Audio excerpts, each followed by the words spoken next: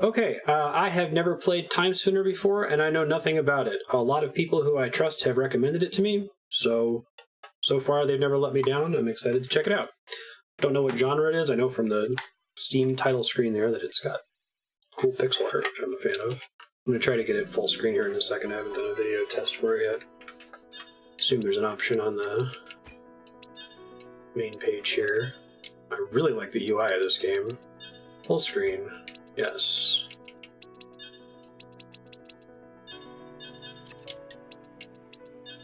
Player.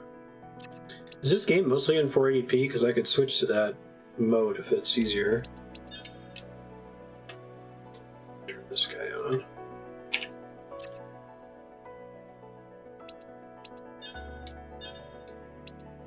Change button style. Nice. Aki watched the most recent RuneScape video. This all looks great. I'll leave this all as is. It's the X button in the corner. Oh, language settings. Got it. Normal mode, nightmare mode, easy difficulty, revive instantly upon dying, lock some achievements. Perfect. I am so happy to hear that. We talk about difficulty all the time on stream. I think that if you have an accessibility mode or an assist mode in something like Celeste, locking achievements feels like the best way to say, hey, this isn't how we intend you to play it, but you can if you really want to.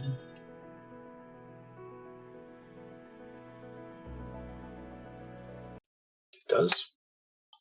Just fixed it. Weird. Thanks, Spiky. Oh, there's like a drop-down thing that if I don't select it, LiveSplit pulls from database of games. So it reverted to the old title. There. I think everything's ready. Did I forget anything? I really like the art style of this game. It looks like Seiken Densetsu 3, Secret of Mana 2. I'll be fine. Chosen to be the next to join the Time Messengers. Everyone's excited for you. We have to have a little celebration.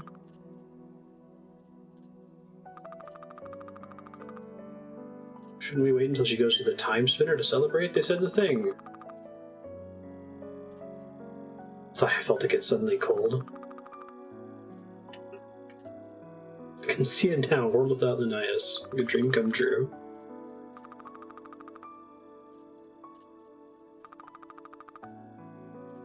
You got picked because your mom's an elder.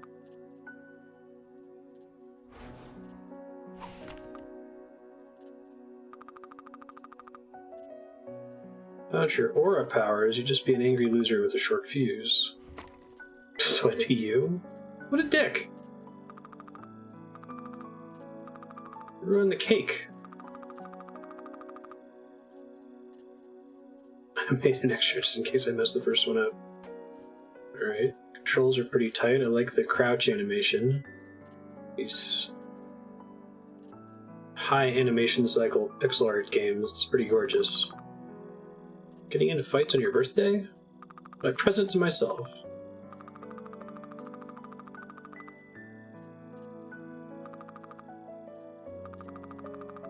Kalon clan. Okay.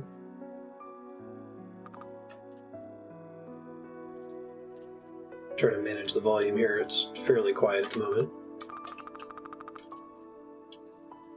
Presence. Being a time messenger is a big responsibility. Your mission is much more important. You need to be able to defend yourself against those who would try to stop you. Blue orb. Good for bashing foes. They can mimic other magical orbs. Equip 2 melee orbs in the orb menu found on the pause menu. Ooh, I like this screen too. Looks like the game is 480p. Blue orb. The equipment screen kind of reminds me of Symphony of the Night.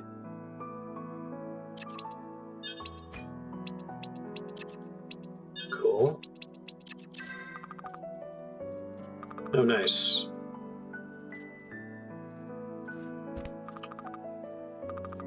Can I use these on your now? Practice on the dummy first. Same thing. Oh, floating damage numbers. I'm a fan. Thank you, Six Gun.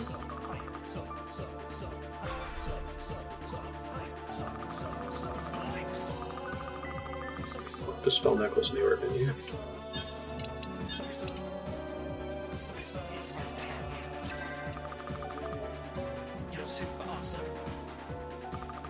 Cast a spell by concentrating your energy. Costs aura points with recharge on their own. I love that it shows you the amount being reserved for the ability. I feel lightheaded already. Cool.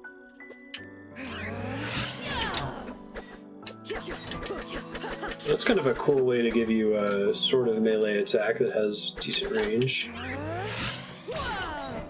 I've got a Mega Man charge-up attack. Cool. I really like the UI of this game. There's that really clean style. Not every sprite art game nails that. Thought Crosscode did that really well too. Hope if you go through the gate, we'll end up being friends again.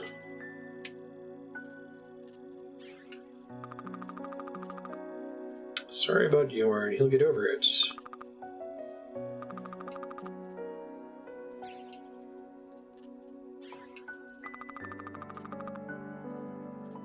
We're all so proud of you. Good luck.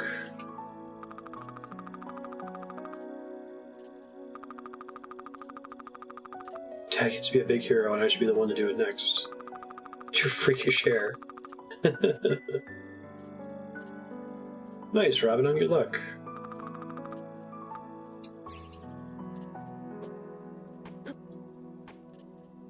I'll say, too, that indie games have been really great about being progressive on gender roles, but it's kind of cool that the main character and none of the characters closest to her are white in this game.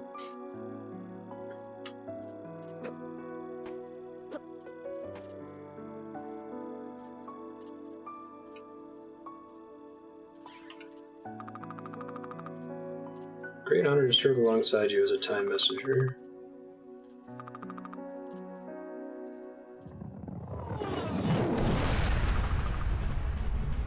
They found us. How did they find us?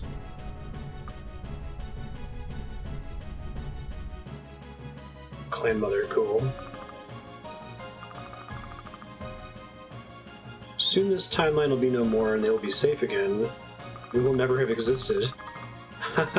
To save them, we must sacrifice our relationships with them. That's cool. Go in together. Perhaps a Timespinner will allow us that much. Stop the Empire from ever coming here, like we trained you.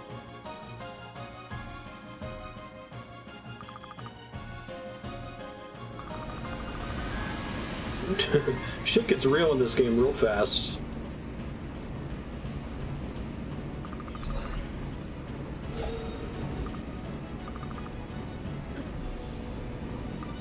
Whoa. It's gonna be our Genichiro Vile encounter.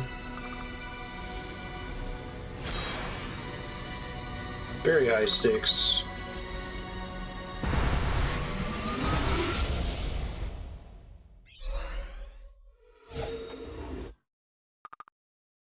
I like that they didn't stretch that out either. But we got the point of the sequence. Off the Timespinner, I can't save them. I don't even know where I am. Ooh, little Metroidvania map in the top right corner. Okay. Yeah, I wasn't sure what genre this was. Seeing the side-scroller bits and the equipment screen made me think maybe Metroidvania. Not in Windaria anymore. It's a really cool skybox in the background there. Such a big fan of damage numbers, and you can grab the edges of cliffs. This game seems to be extremely my shit. Very fluid controls. Very good feedback for actions. I like that death animation. feels polished.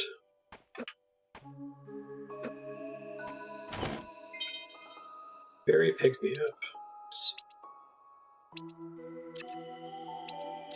Oh, that's cool. So if you pick up an item and you press start to pull up your inventory, it jumps to the thing the game just gave you.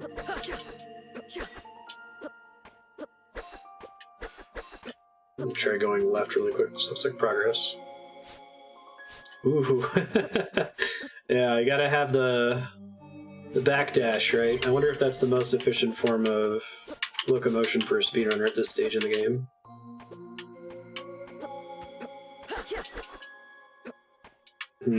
Okay. Set me up that there's eventually gonna be a way to get past those things. Yep, another thing I like. Exactly.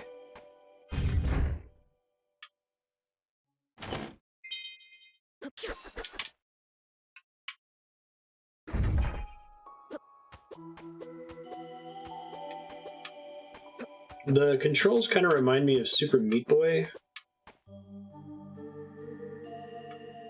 She's very responsive in that she stops when you tell her to stop. She has a little bit of, like, slide when you let off the stick. I try to play games like this with a D-pad. I don't like using a stick, and the D-pad feels great. Yeah, exactly, Robin. Jam-pack all the things we like about a genre and then make it good. Yeah, Crosscode is a standout among indie games I've played. We talked about the whole Dainu thing. If it had just been cool graphics and didn't have an awesome story, it would have been enough. If it just had an awesome story and not a sweet soundtrack, it would have been enough, and so on. But I think the reality is that I think polish is not something that many indie devs have the luxury to deploy in their games. Was this game in early access for any period? Just old coat. Nice. Musty old coat on the verge of falling apart. Better than nothing. I really like that press start and it takes you to the thing you just got. I love myself some Dark Souls, but god is it a hassle to find a thing you just looted in most of those games. Kickstarted?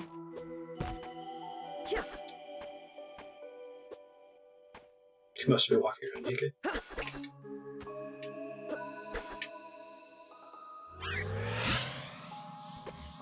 Oh, they ended up not doing early access because of the story. That's cool.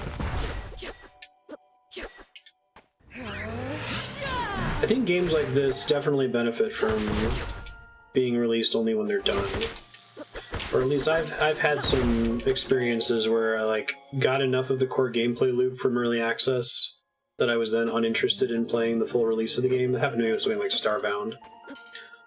Less important since it's more of a sandboxy game, but...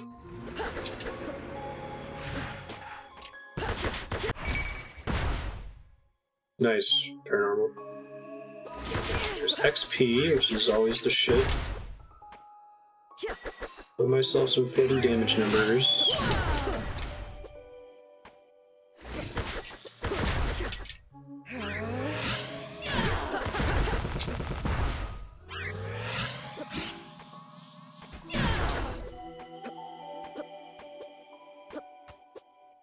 Nice.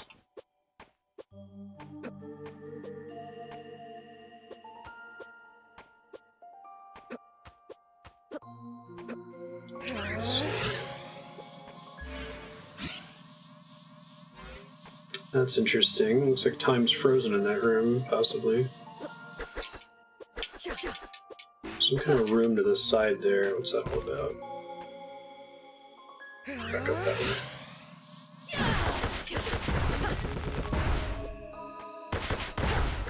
Yeah, I can hear the Metroid vibes.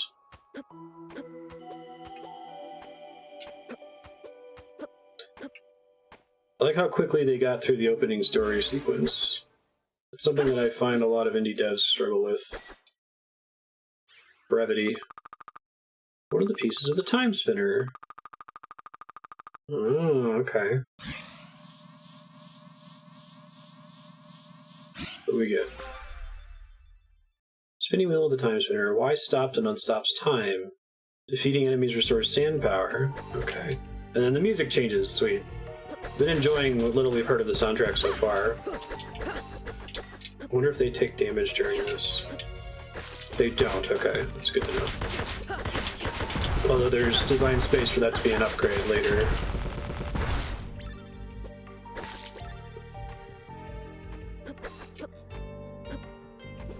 Yeah. Mighty Number 9 taught everyone to be cautious about Kickstarters.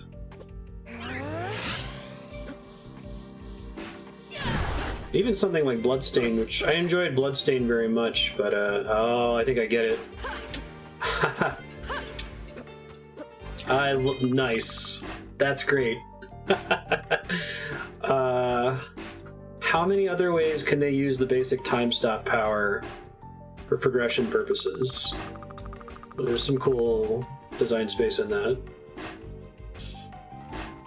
Scattered when the time center exploded. I love when it's organic like that, and like this is the only other way you could possibly go, right? So you probably are likely to try it. Also, let me back up really quick. This is cool. The purpose of this room back here. I don't want this game to be 8 hours long. I want it to be an 80-hour game. Right, so when you walk in this room, time is already frozen, and these things are so tall that you have to learn that during the time stop, you can jump on them and they don't hurt you. Right? Brilliant.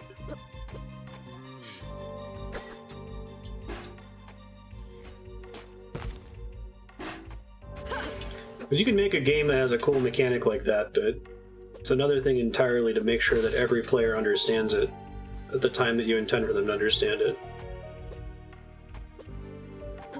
I'm already pre-sad. I had this experience in Crosscode too, if you'll remember, in the first 2 hours playing it in that 24-hour stream. Like, this game is so good, I'm already sad that it's gonna end. Can't just live in the moment and like it. Hey, Ludifex, what's up? That was cool. Well choreographed secret passage there. It was pierced, it's also good to know. Max health up.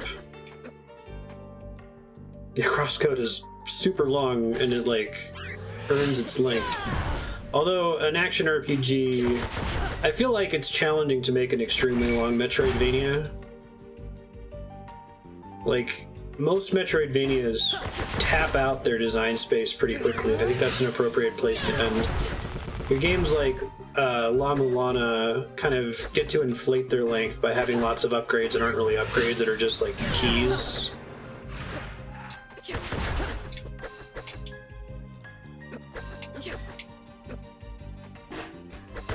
Well, that's part of why this is one of my favorite genres of all time, is they're concise games.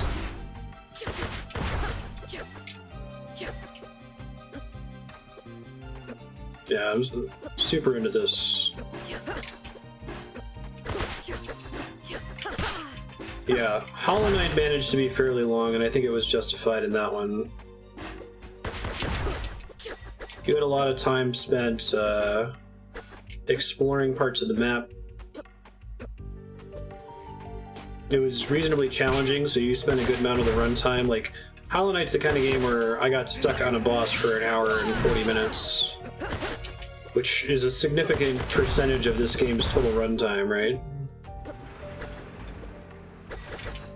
Oh yeah, attacking walls. Paranormal, if we ever make that Evo Search for Eden Metroidvania game, how do you integrate animals in breaking walls? Because you have to break walls. We gotta make it before somebody else makes it. Actually, no, I want someone else to make it, so I don't have to.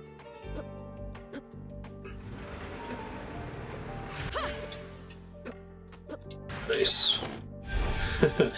Now, I'm perfectly fine if this game does have a double jump eventually, but given that it gives you a double jump solution so early, I would also be fine with them never giving you one, right? There's a couple of games we've played where, like, the way that they distinguish themselves from other Metroidvanias is what their double jump is like.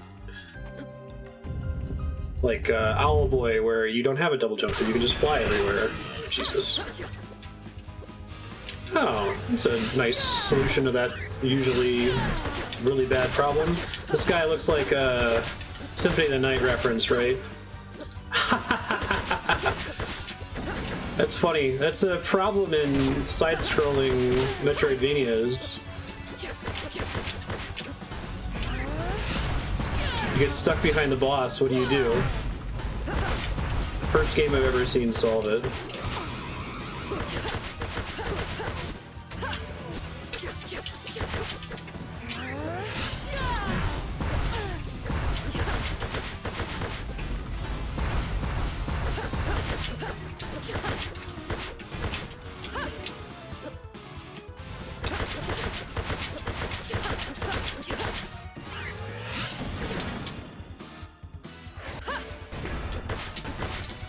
You can basically use it as a dodge too, which is nice. You'll get enemies later that are going to ignore time stop, right?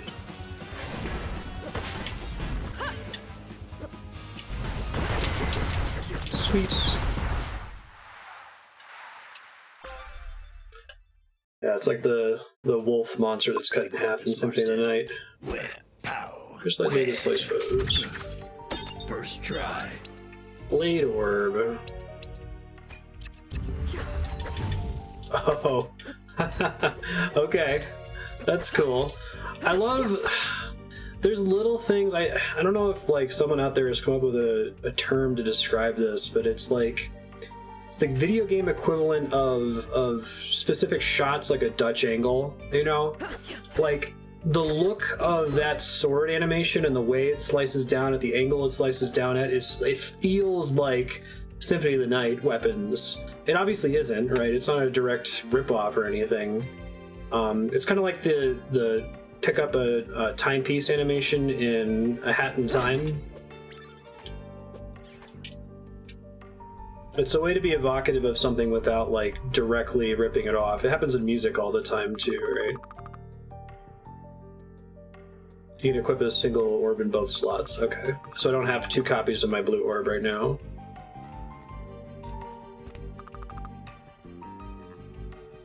Aurochs is the wall burster. I like that. Yeah. If you do full Evo, I was thinking of doing a Metroidvania where you start as like a single-celled organism. Go through like a water stage, evolve to land, have to switch in between the different forms constantly.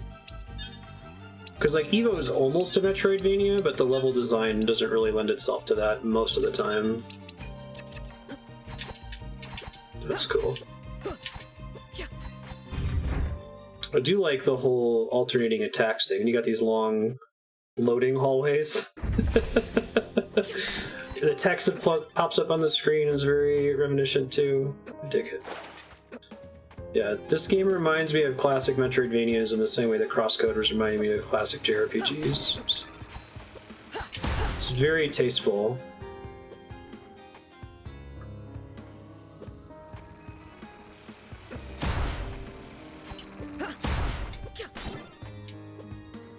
Yeah, so you want to avoid Spore, right? Spore tried to sell that... Oh, I've been getting lore entries this whole time? I must have hit one of these earlier and didn't hit start in time. Seen strange things in the sky. The elder sent a scout, Undar, to the city to find out what they were. Ships, she says, from the stars. Called Lachiam and bring great gifts for trade. They have soldiers, mini soldiers. I do like that the lore is optional like this. It reminds me of the scans in Metroid Prime. Could they know about the Timespinner? How could they?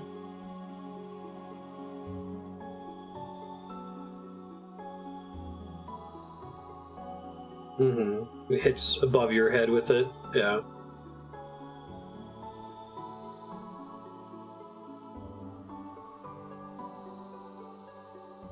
The reason I like text log lore entries is the fact that they are optional. Like, for some reason, if a game forces me to engage with its lore, I get annoyed. But as soon as it makes it optional, I'm more interested. Let me read the one that I skipped earlier. Encampment is a temporary one, as it always is. We've been here a while. The shelter's built up. Taking with my mother and the elders. What is our duty? Kalins are the sacred guardians of the Timespinner. Why must be protected? It's ancient and its powers are dangerous. It's in the wrong hands, all the universe could be changed. I'm curious what the time travel rules are in this setting. Every generation we train a time messenger. It's their job to use the Timespinner to go back and warn the clan if there's ever a threat. How very primer of them. When the messenger uses the Timespinner, they're erased from history. They never existed until they rejoined the clan. Okay, how very not primer. Cool.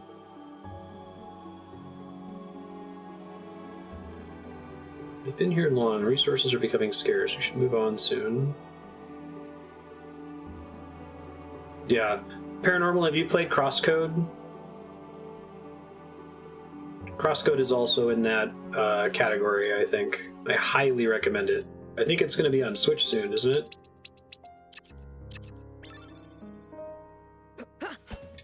Crosscode is my fucking shit.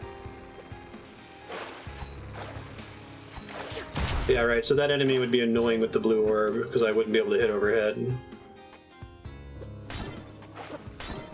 Great quarantine game. Get it on PC if you have to.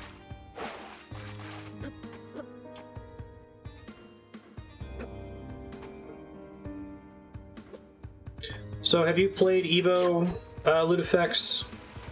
Evo manages to have different stages of evolution, but the core gameplay loop is pretty similar across them. It's just like, what's your locomotion style? Or I feel like you could give the player complete freedom across all axes in single-celled organism mode, and then restrict them a little bit further in swimming mode, and then they get most restricted once they're a land creature. That's basically how it plays out in Evo without the, ouch. Without the single-celled organism phase.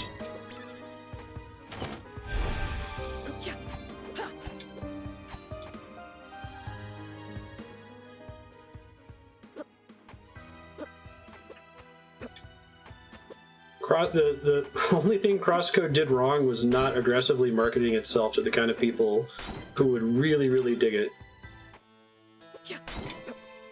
If I had a large platform or was connected to someone with a large platform, I would try to use it to push that game as hard as possible. Welcome to the public library. How may I assist you today?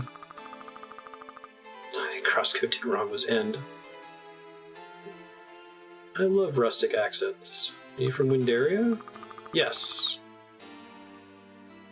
The homeworld of the Empire. They've got the hats that obscure their vision.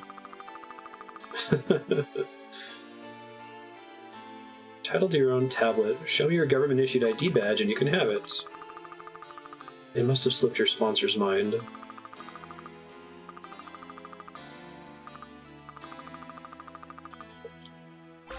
Read while you wait. Oh, it's a tablet. That's cool. Downloads files from computers.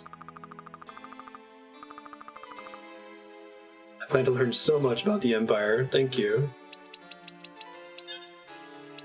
Tablet, haha, and it's got the ability to turn relics on and off. I dig that.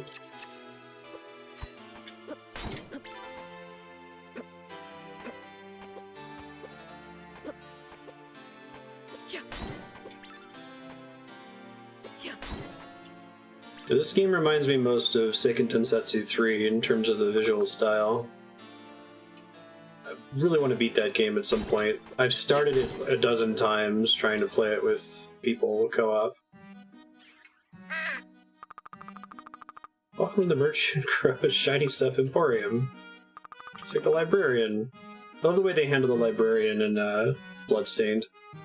Can you speak? I can never tell with you humans. The Merchant Crow. Didn't you see me in the campaign? I'm very popular online. Never mind. Alright, they're adding a lot to this setting really quickly. Sunglasses. Trendy jackets. Shiny rock. Clearly someone thinks this is more valuable than it actually is. Use items. I'll buy the thing that's cheap. And the trendy jacket, why not?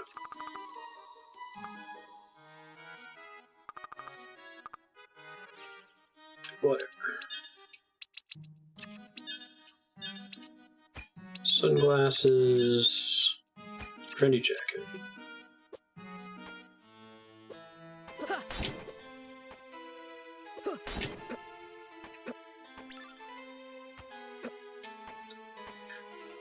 One day I want there to be an indie dev that makes a modern Evo Search for Eden inspired game.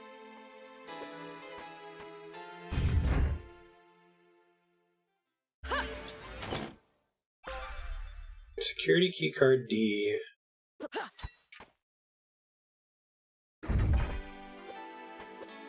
thought maybe it would darken the screen.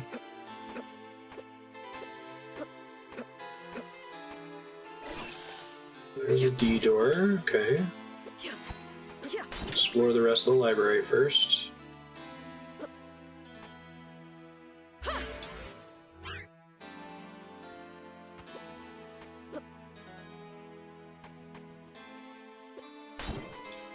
Yeah, and did you take a Mega Man Battle Network and it finally happened? Do you feel that One Step from Eden is like a better like take on Mega Man Battle Network than Mega Man Battle Network? Because I feel like Evo had all these cool ideas and it didn't ever get a sequel or any development, and that's really why I want to see an indie take on it, because it's like there's something great here, it just needs to be refined a bit. Hey, displays the names of foes when they're hit. Classic. Daria is a small pastoral planet in the Arnea galaxy. The exoplanet was first discovered by scientists. I love how you can believe that this setting is entirely fantasy. I guess there's the ships that show up and you could be like, ah, maybe it's like a steampunk thingy. You pop out and you see the cool skybox with the gas giant.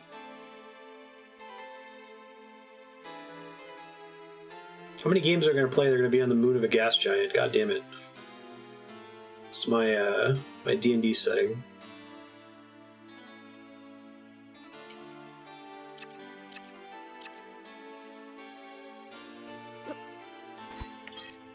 End up being pretty different. Yeah, my idea for an Evo Search for Eden Metroidvania would stray pretty far from the formula in the original Evo in order to force it to be a Metroidvania. Despite a few minor rebellions. Yeah, because this is from the perspective of the Empire here.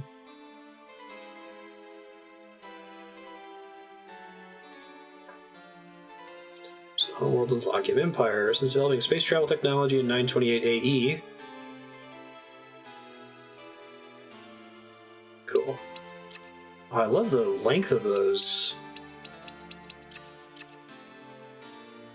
Brevity is a huge thing for me. I like story in games, I like text, I like logs, I like dialogue, but just get to the point. This game appears to do that. Nuvius Arovia has been the ruler of the Empire since 1045 AE.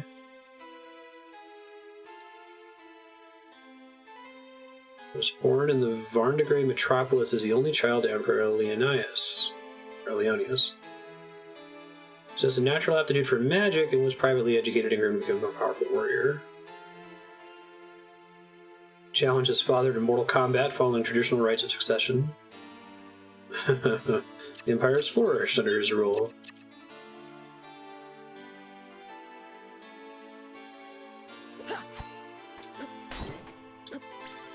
Okay, so you got your colored doors are represented by key cards. I'm down with that.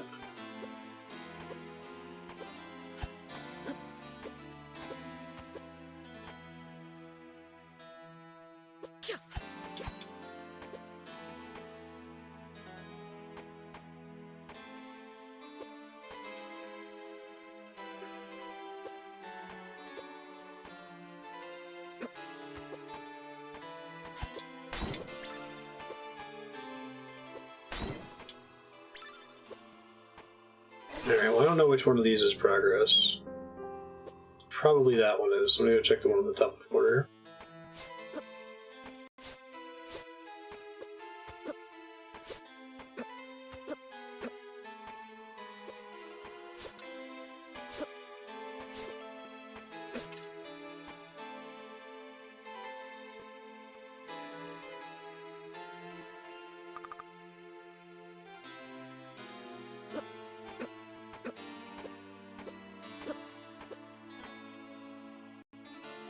I like the visual looks of the orbs too. There's this kind of phenomenon of making it easy for someone that's watching you play a game to know what you currently have equipped and what your build is. You don't get that out of something like Symphony of the Night, where you have to actually activate an attack to see the weapon. It's kind of like when you play a roguelike, how it'll show all of the relics that you picked up. Surrounds melee orbs with spinning scythes that slice enemies. Oh.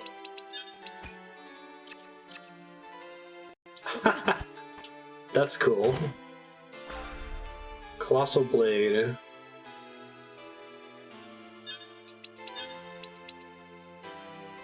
So these...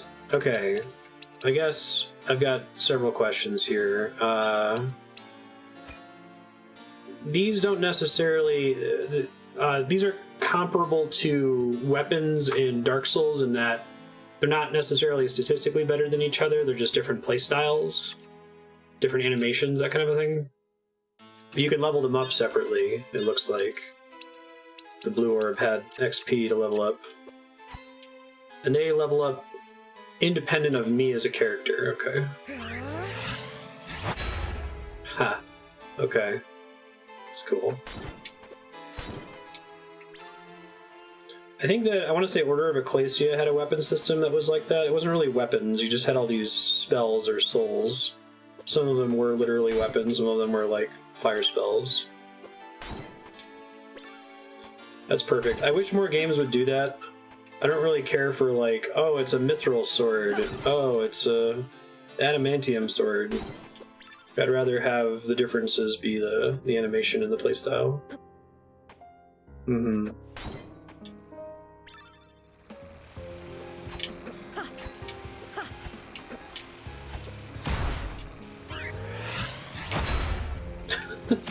It's pretty great.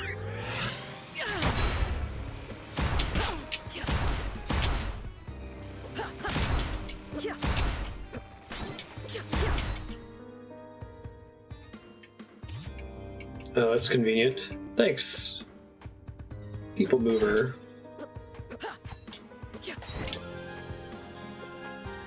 Why did I set Jak and Daxter to be the 8-hour game this week? Right, because Andrea's gonna watch. It's probably more her style.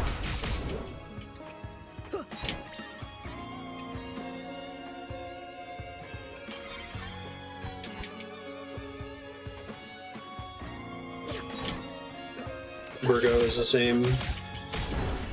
It's to the point where, yeah, equipment's all side grades.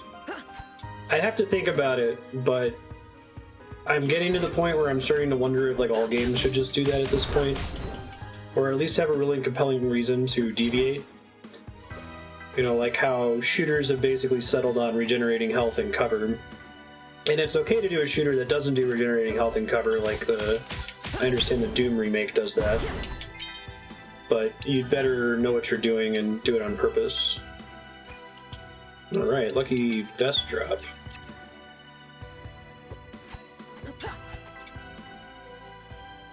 So I think the Doom remake looked at it and said, okay, all games do this regenerating health thing. We don't want to do that because we want it to be reminiscent of traditional Doom. How do we do that and have the game still be good? So they still change the formula a little bit, you know?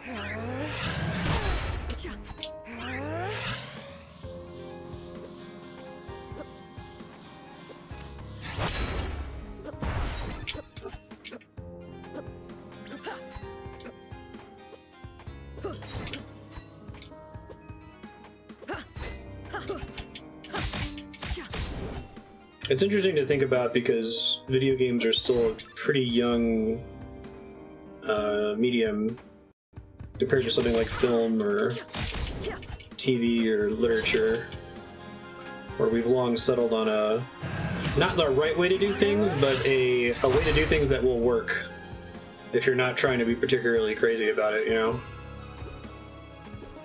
All the enemies are power-ups. It's cool. Creates like a ballet style of play. I'm excited to play it at some point. New Doom. Security visor. Nice. It's also an upgrade. Is there like a collectopedia type thing in this game? Looks like there's an enemy tracker. Oh, nice, and it tells you whether you've gotten their drop yet. Nice. Just grabbing the guy in the face. I really like using that as a dodge. I feel like it's a matter of time before I forget that I can stop time. Right? Forgetting that you can portal and portal. Oh, right, that's a thing. Yeah, you have a tablet that could download from computers.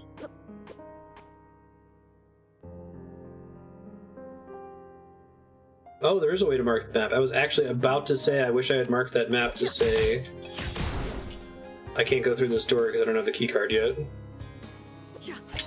You can get pretty far in Portal 2 forgetting that you can portal. There's a lot of goo mechanics that take a while until the portal becomes relevant.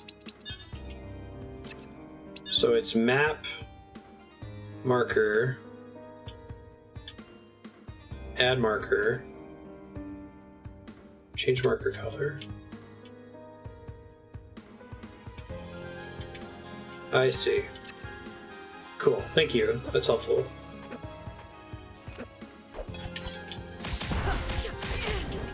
Yeah, I played Portal 2 when it came out, and not since, so if I play it again, most of the puzzles will be blind. I played through the co-op campaign a couple times, so I'll be quite as blind. I wonder if I can use... Well, next time I get to an enemy, I'm going to test something here. I can totally use the time stop power to charge my necklace. That's great. An Amnesia playthrough. There's a couple games I played on stream that I could effectively call an Amnesia playthrough because I played them so fast. Like Bloodborne. Aside from like the general look of most of the bosses, I do not remember the level layout of that game at all.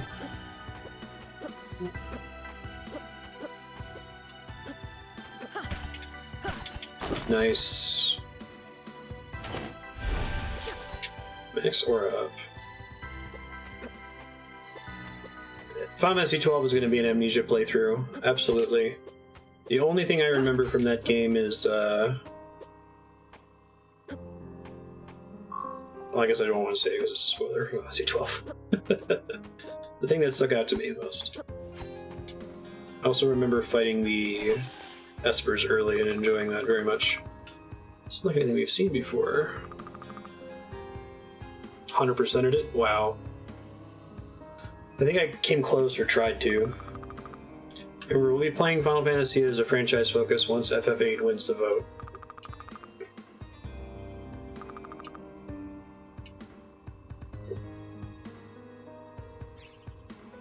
It's cool.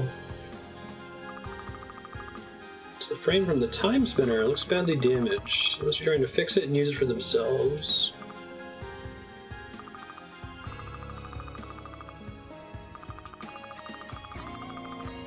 I've had this a couple weeks, so I must have lost some time when I got thrown through the portal. I need to keep moving.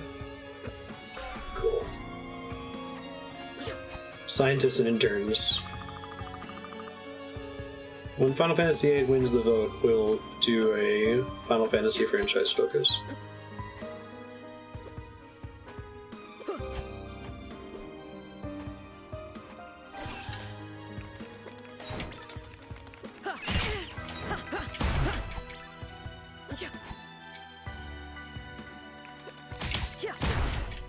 I think I fought him for a while. It's the super boss in 12, right? I don't remember if I actually finished it or not.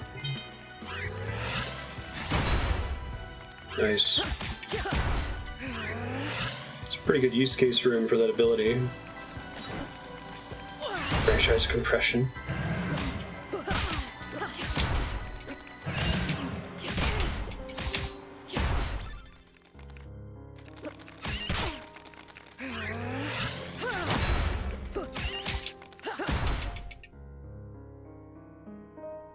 Thought about it. 11's beatable single player now. I think they've gone back into it and they've changed it so that a lot of the content that previously required groups can now be done with like NPC allies. I'd have to research it more. Final Fantasy 11 has a really good story. It's just unfortunate that you have to play through a 700-hour MMO to get to it. So I'll do that research when we get that far. We've already mostly done a Final Fantasy franchise focus. The only games we haven't done on stream are 1, 2, 3. We have finished 8, 12, 13 games, and 15. So we're like a little more than half done.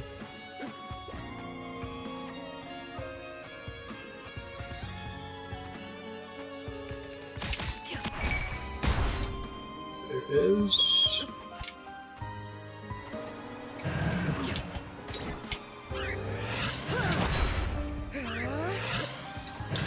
yeah, so as far as what version of FF3, that's a good question.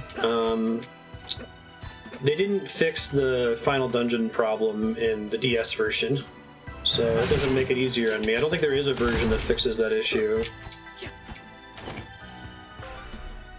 The later keycard. Cool. I know where that is.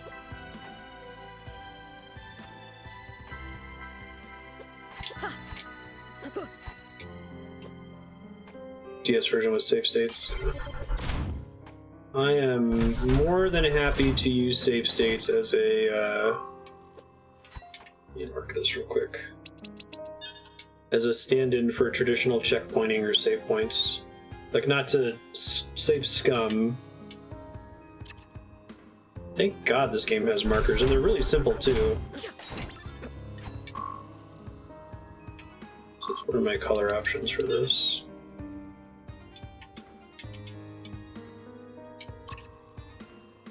Call it gray for now.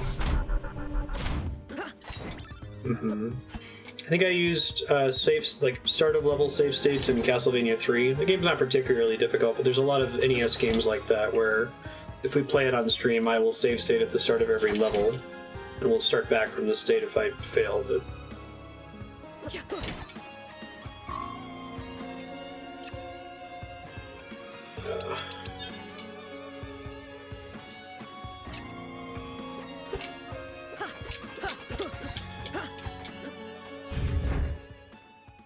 the final dungeon in Final Fantasy 3 is like not fun. I don't think I've ever actually beaten 3.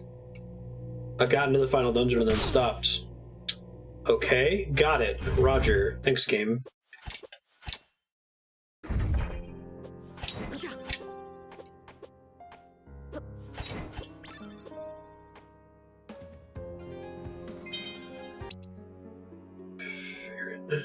Arrived at night, running and panting. The village woke quickly when we heard another messenger had come. Take your time. She is old now, the clan mother, leader of the circle of elders. My name is Farron. They found us. We were performing rites at the Timespinner. They attacked us, killed those who resisted. I was the only time messenger who could get away. I feel like the opening of this game is about as fast as the opening of something like Secret of Evermore, right? You get the point really fast, and then it's gameplay. Her 2 husbands and a daughter stand behind her. Huh. Interesting. Polyandry? Prepare to leave. Take the circle soon after. Come back to the clan fair, and we'll always have a family in us all. Institutionalized polyamory, too.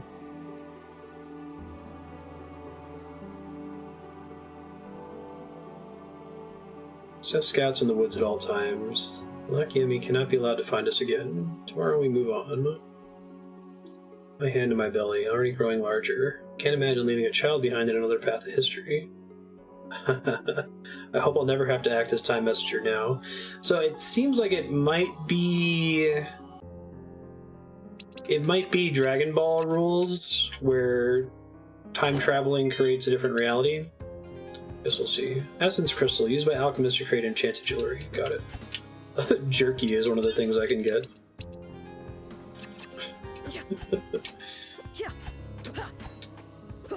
There's like a certain set of consumable items that I think that gamers and indie devs have just kind of picked up from popular titles.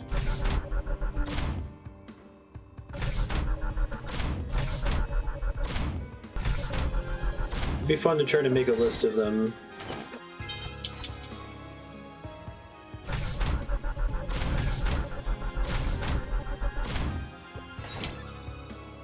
Green door.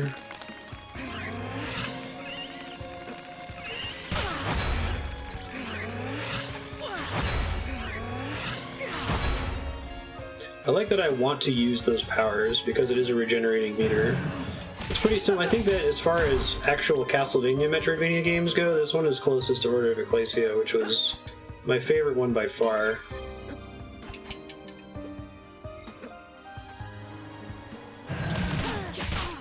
Terminology, yeah.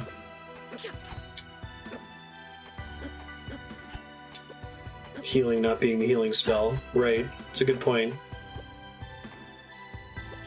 And there's some confusion in a couple of the Final Fantasy games where cure and heal are distinct features, right? Spindle from the Timespinner. Spindle gathered the threads of time. There's gotta be a boss fight in this room, right? I'll go back and kill the Emperor before I can ever come to Windaria in the first place. Interesting plan. Oh, it's limited time travel.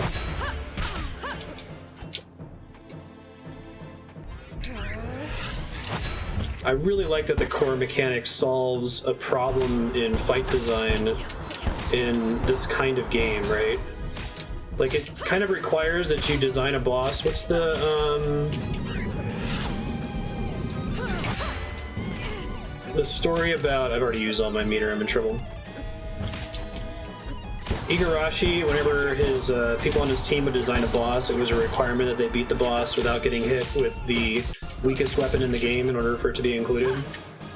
So you have to write bosses that never covered parts of the screen that you couldn't dodge out of the way of. But you can get around that with the time stop power in this, which is cool. I'm gonna lose on my first attempt here.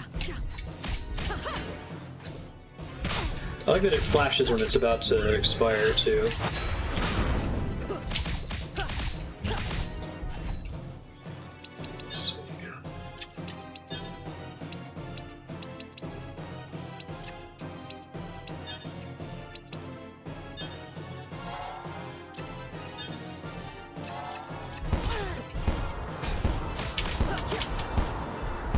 The scythe thing makes it so you can avoid those a lot more easily.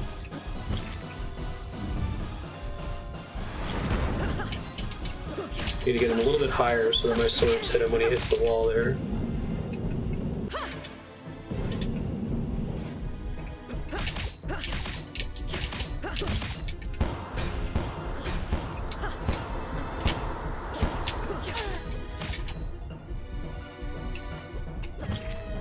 Do your dash attack, please. Perfect.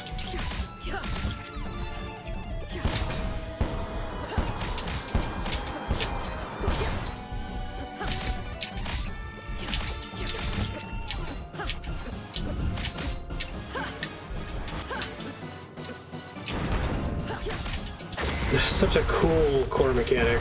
Big fan. We got this, Marstead. Where? How? Where? First try.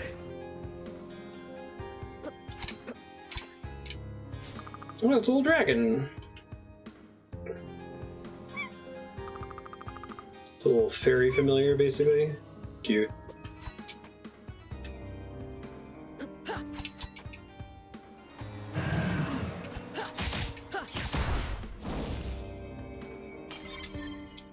Thank you.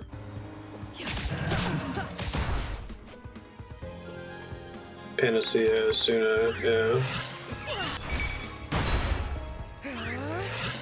I really like the aesthetic of Final Fantasy's naming structure for things. Like, I use it in my D&D setting. Like, your ultimate fist weapon is going to be called Kaiser Knuckles, right?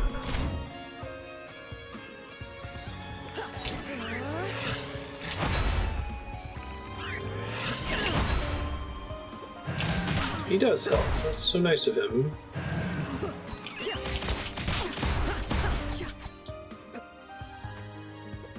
Oh, that's cool. See the statue of the dragon sleeping on the save orbs.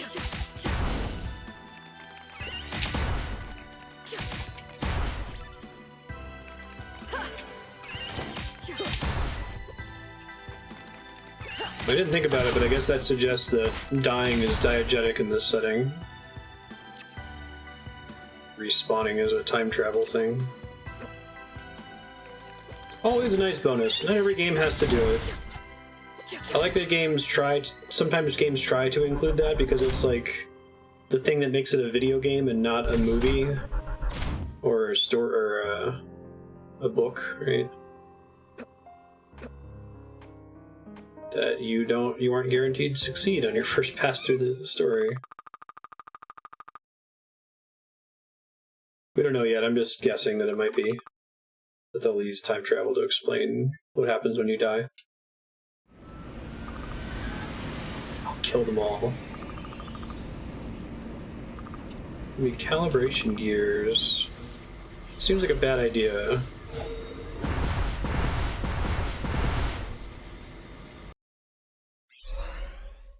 I really like these like skybox backdrops.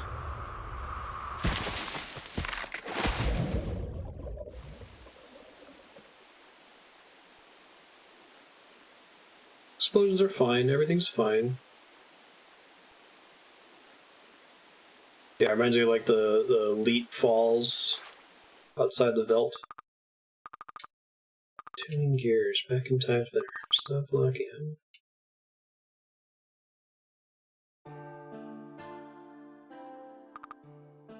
Where am I? You fell a great distance. I'm glad you recovered. You have a strange accent, friend. In your sleep you mentioned a Timespinner. But what year is it? Year of the Sisters 52. That's 1,000 years ago. 1,000 years too far. Cool. So I could have done more exploring in that castle probably, but it's fine.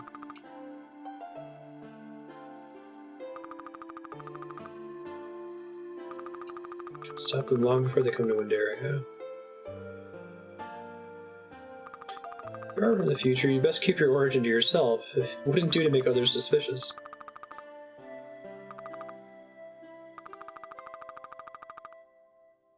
Plasma. If you've ever been exposed to it, your aura. Nihiliste? Nihilist? I noticed you have magic orbs. As an alchemist, I can harness their power to make enchanted jewelry. Necklaces and rings protect you. That sounds really helpful. I need an essence crystal and a golden ring. Okay. I guess will require payment as well? No, don't worry about that.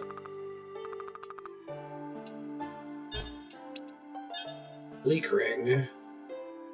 Sequential attacks boost melee damage, but also increase damage taken. The speedrun ring or a speedrun ring. Okay.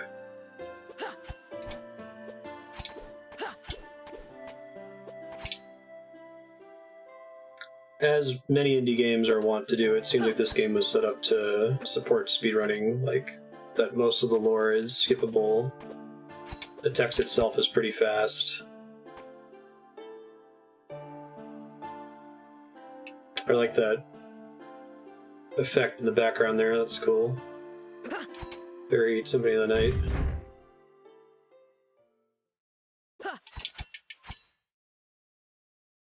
Probably gonna be a fast travel room.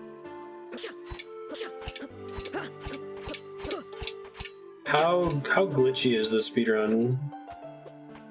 I'm a big fan of speedruns that are just extremely technical, people who are very good at the game. Maybe some minor glitches here and there. In mode 7. Oh, she's got a cool character model.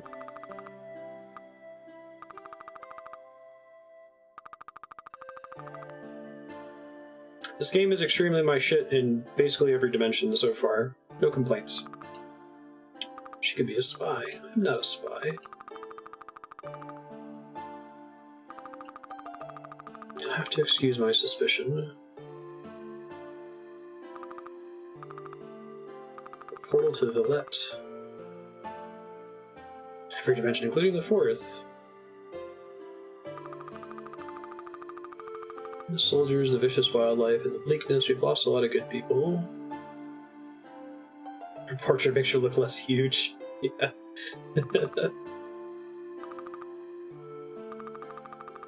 She's technically taller than them.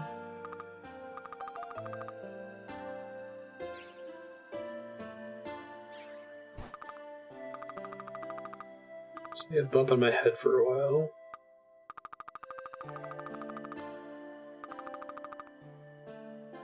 Thanks for the heals. Tell me more about your time powers. Clan was destroyed, as was the Timespinner. Can you get back to the future? I don't know.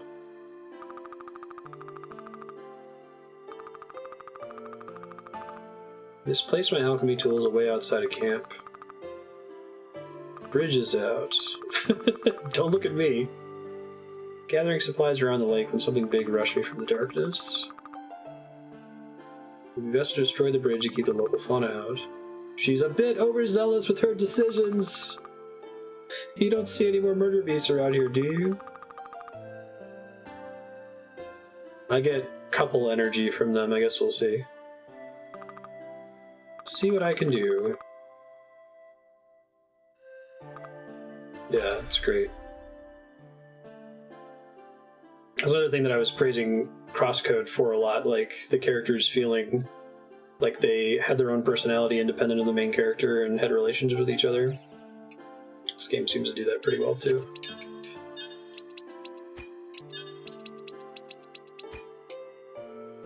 Fire orb.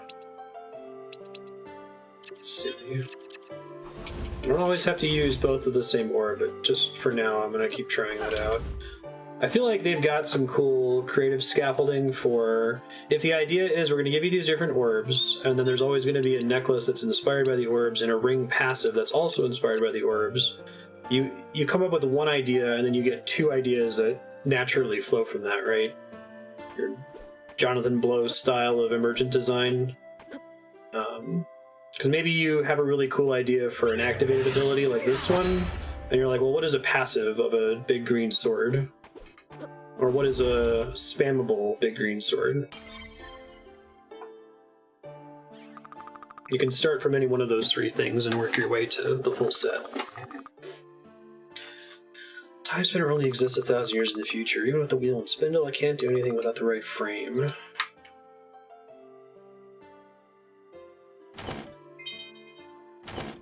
Essence, crystal, gold necklace, jewelry box. Ooh. That's cool.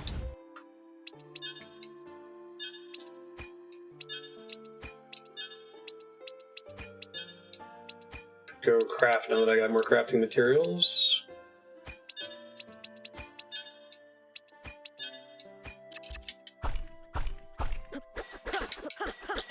I dig it. It's so smooth, the transition between them too. Very cool.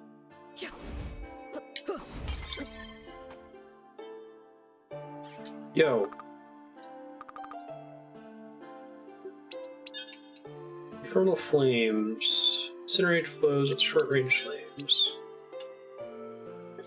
Immolates melee attacks, causing them to ignite enemies and objects. It's probably more immediately useful. I think I have enough to make both of them now. Oh, no I don't. That's right. I need a ring first. I can make this.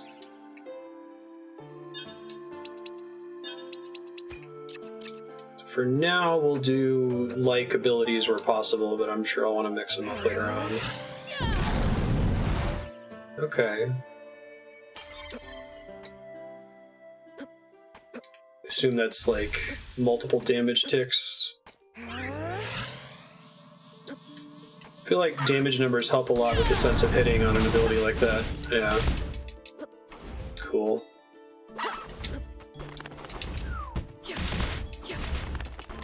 Talked before about how, like, getting the sense of hitting right on flamethrower style attacks is pretty challenging. Especially in 3D games where you can't really tell if it's landing or not, or if you're in range. Oh, piece of meat. Right. Being able to see all the numbers fly up is really nice. It sounds like there's a bit of a hit sound effect too.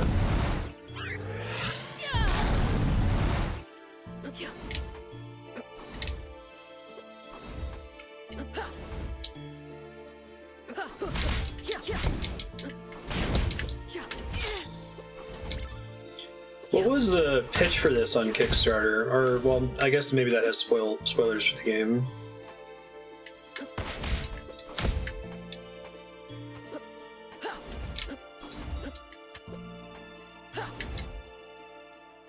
Still poisoned.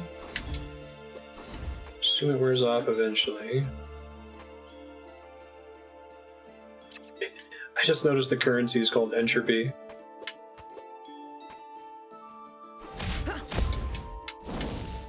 Okay, so probably need that moth to cross this gap here.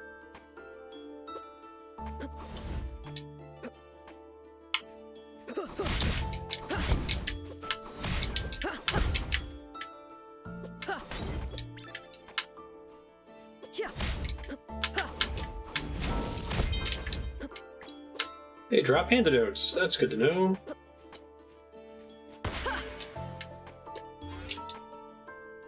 I can technically grab onto them, right? I did that earlier with the... That's really nice.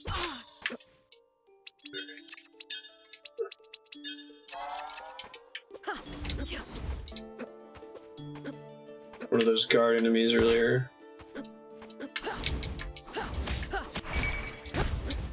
Sweet.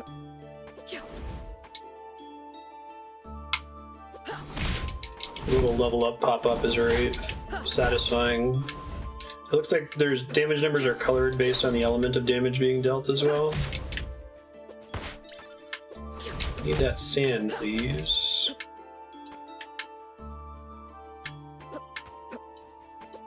Right.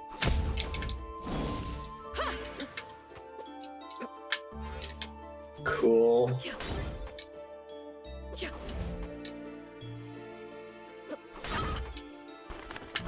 Whether they're strong or weak against the attack? Oh, that's even better.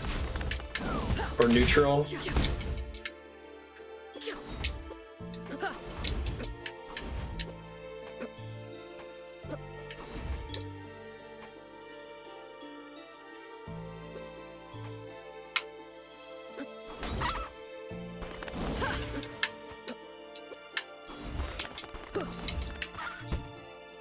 Not close enough from there anyway.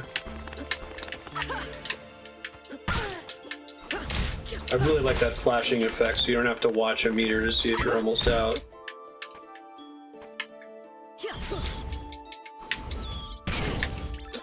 The decision to make time-frozen enemies continue to have collision be climbable is pretty brilliant. Like, you could have this exact same basic gameplay idea of you can stop time and have it not affect progression at all, right?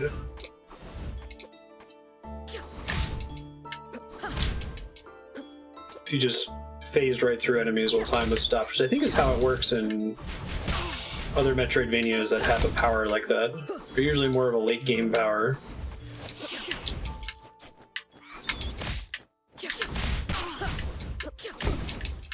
It's probably a good use case for the sword again.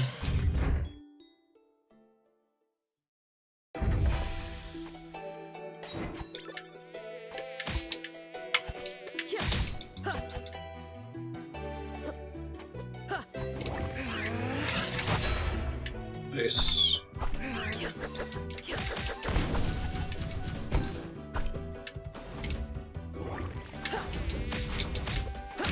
What's my relationship with water at this stage of the game? Okay. Can't dive, but I don't like take damage or get knocked back. Symphony of the Night, basically. Get up on that upper level here.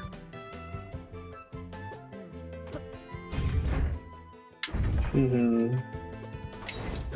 Yeah, I know exactly what you mean. I think those are just show. I don't think they have collision.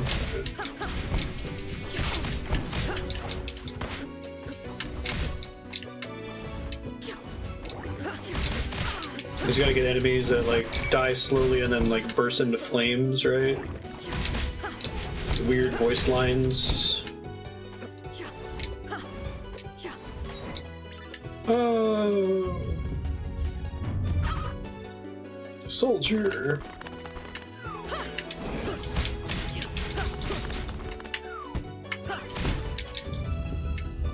I got you, bud.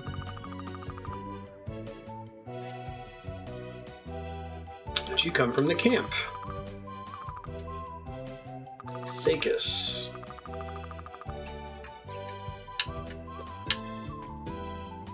I really like that backdrop. I feel like this enemy is almost built to be a time stop progression platform, right?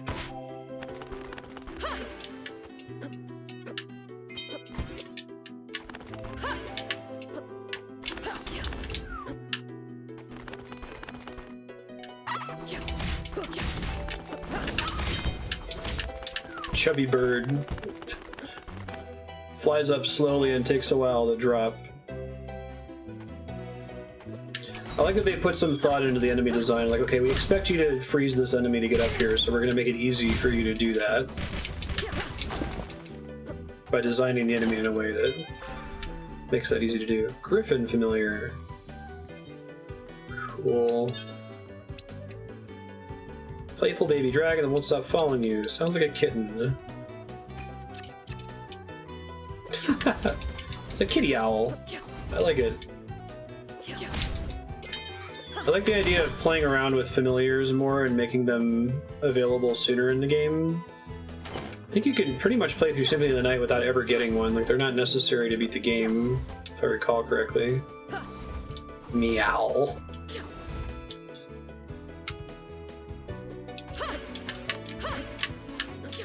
Okay, well this tells me something important.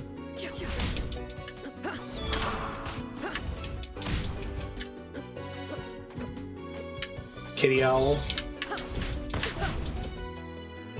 Let me check if I can turn on VSync really quick.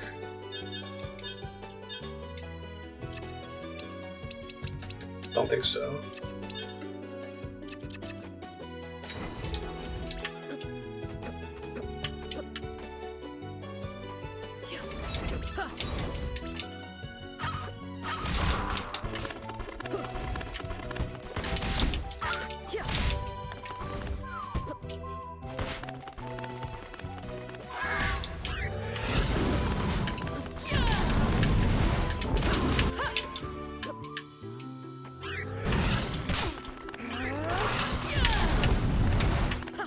Nice. I think I'd ask this question. When the minimap shows a ceiling, can I generally trust that? Like, it wouldn't show a flat line up there if I was able to climb above it? I don't want to waste time on every screen trying to climb up to an area that the game is clearly telling me I shouldn't be able to go to. Generally good. Okay. It's okay if there's like one example, one secret where you can bust through the ceiling, but...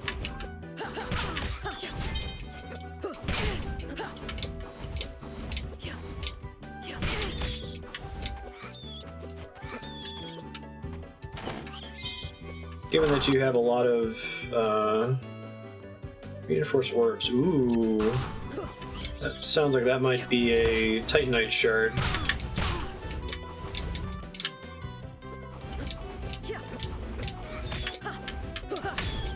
I was going to say that you have a lot of vertical climb ability early in this game compared to a lot of other Metroidvanias.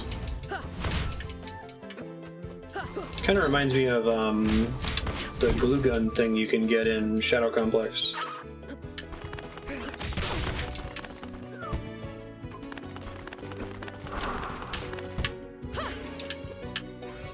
Yeah, so this looks like a room that's baiting a secret up top, but I don't think there is one because the ceiling's there.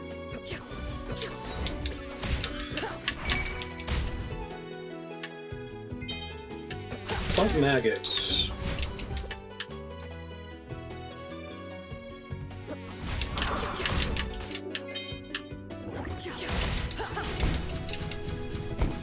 Yeah, that death animation is very Symphony of the Night-y, for sure.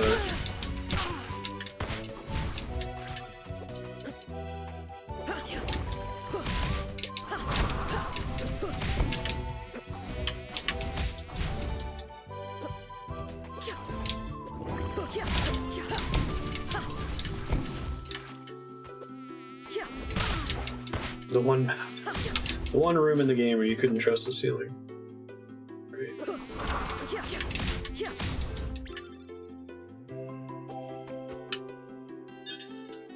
Check my orb status right now. I really like how simple they've made the orbs too.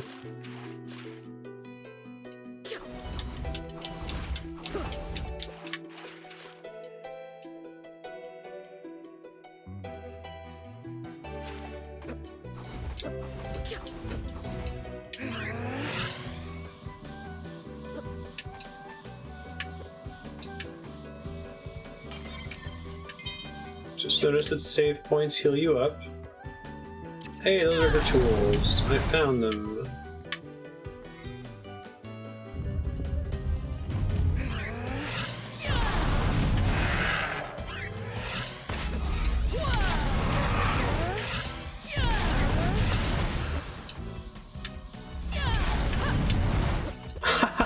I can finish it. If I'm animation locked, I can finish it during the time stop. That's cool.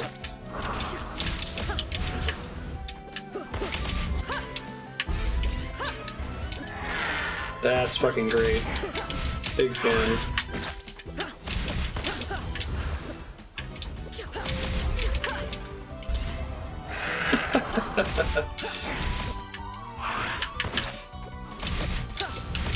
It really opens up what they can do with their fight design. Attacks that would normally be unfair are much fairer in this.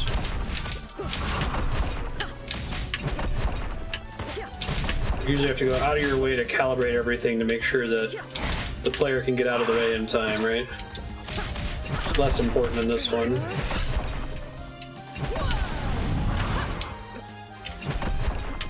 Dude, I love using that to get out of an animation lock. If the animation lock is still there and you're still paying a price to get out of it, but... And you're not doing damage in the ticks that you're time frozen, at least not for now. I can see that being an ability you pick up later.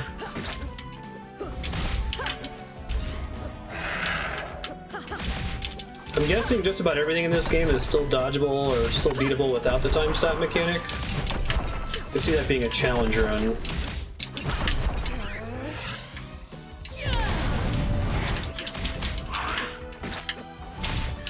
Do orbs level up per hit or per kill? Ouch.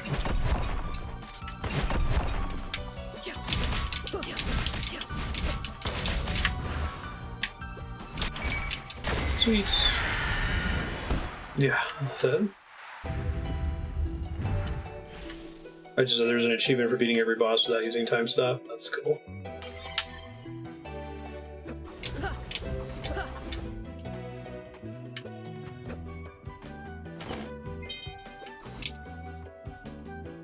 Warp shard. Teleport to the last gate used. Okay, got it. That is a consumable, right?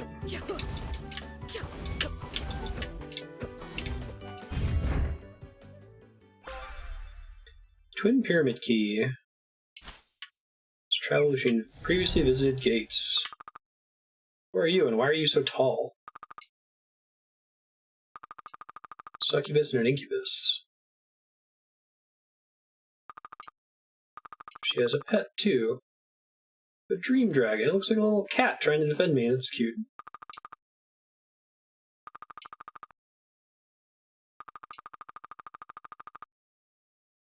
You could have us both. I know you want to.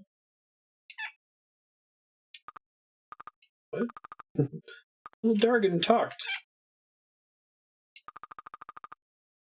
We only feed on drama.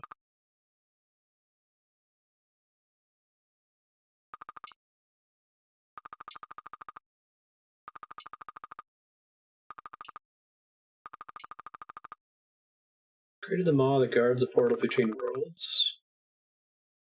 Palladians have been so mean to poor Lachium. Queen Elana is very upset. Let us know if you want something a little more attractive than your little dragon.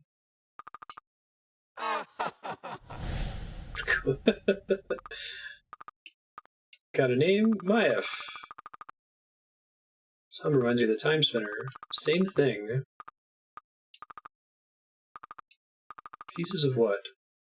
Oh, pieces of the Timespinner. I can still kill the Emperor.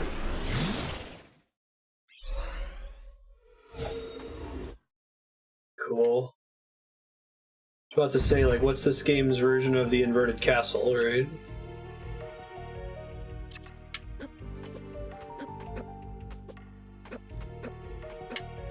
Can I burn through this? No, not yet.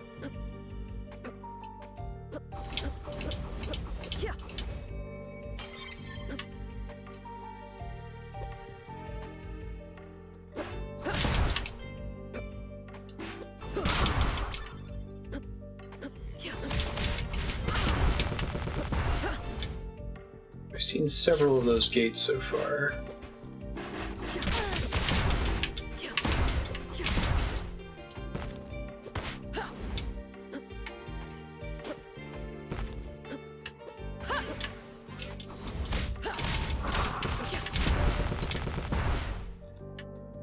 I think I need to have an enemy here. Oh, never mind.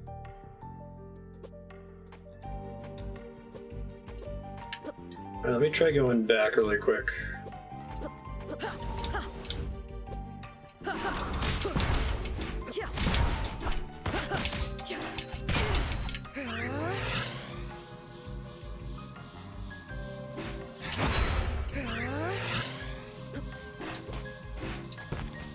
I really like how it shows the amount of energy you've reserved to using the attack you're charging.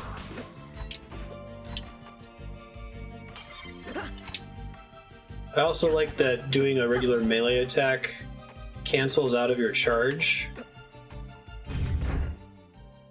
Because you have that problem in a Mega Man game where you constantly have to be charging something, and it's not always correct to do that in this one. Yes.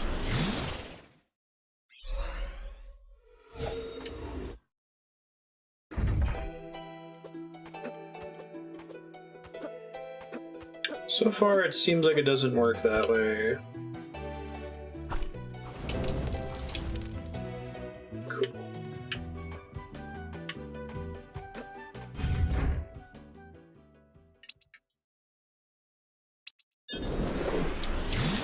They talk about how when you go back in time, it destroys your former self.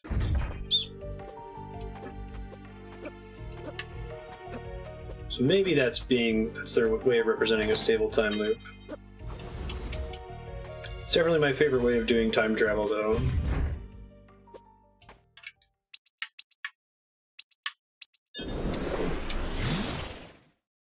Alright, let's burn down all the vines. I probably should have been doing them over here. I didn't notice, are the themes for past and present areas similar?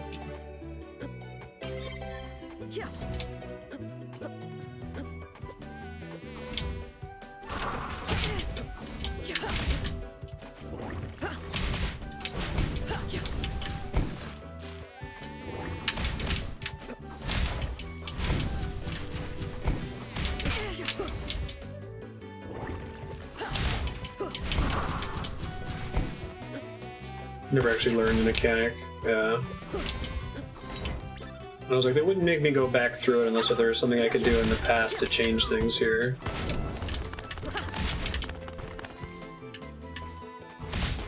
Probably a couple more. Let's see.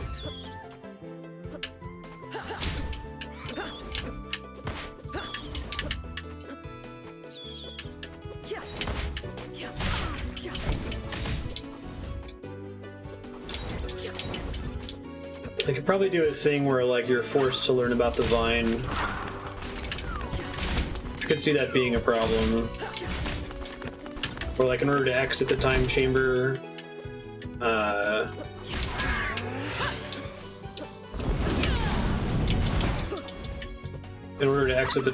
there's one of those vines and you have to immediately go back to burn it or something.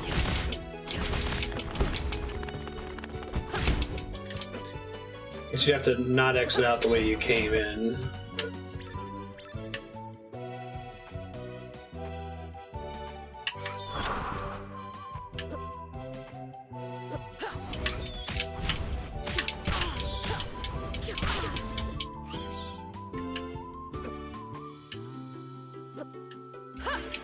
Some minor chests respawn if they've got consumables in them.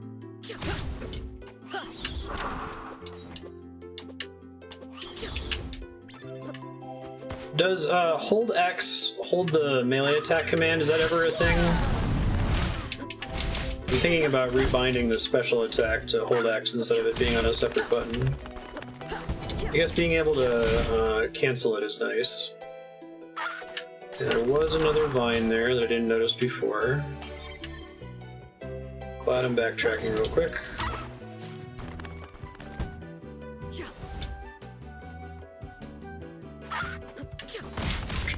Diving shenanigans.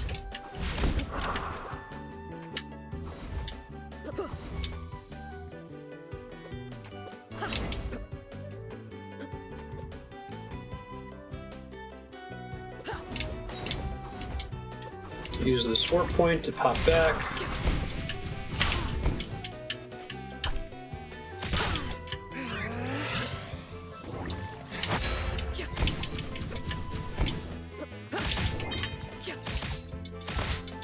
Maggots.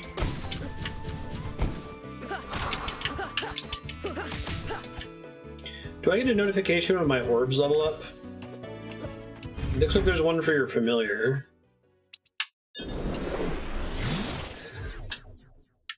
I'm guessing I can teleport and switch time at the same time. Orb leveling is silent, okay.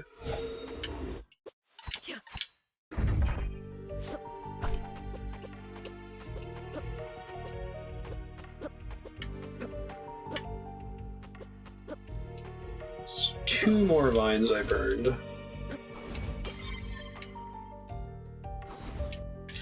me see really quick if it lets me.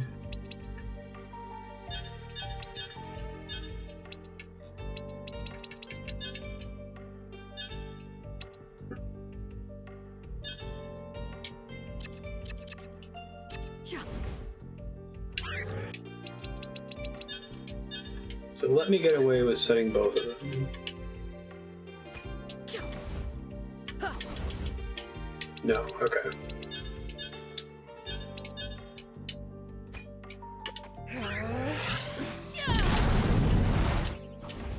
Unnecessary.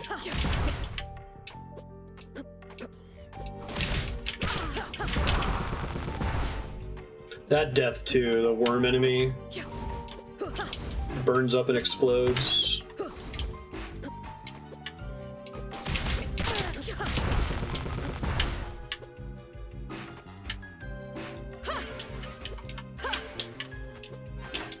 Perfect.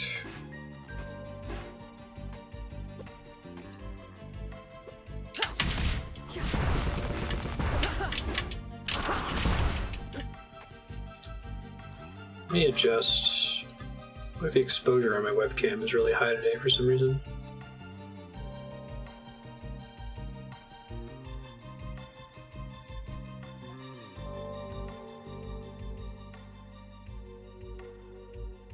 That's better.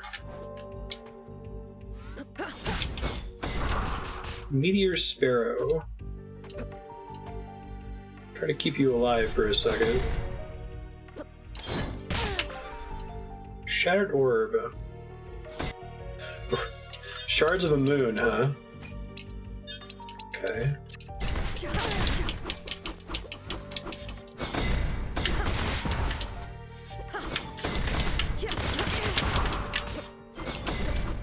Pretty similar to the Blue Orb.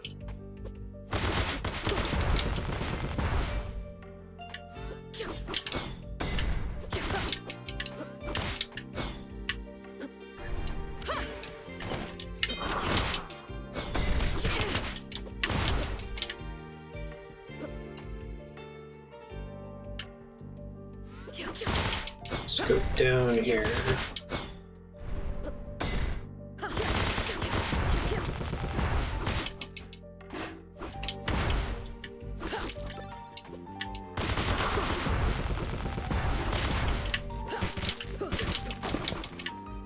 It's cool. If you find it in the present, it's probably there in the past, and vice versa. At least they're not doing the Chrono Trigger thing where you have to open the chest in one timeline first.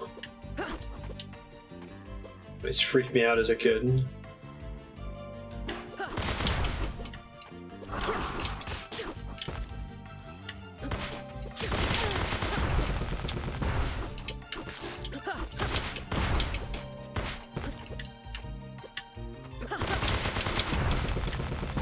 The Mammon Box little jingle that plays.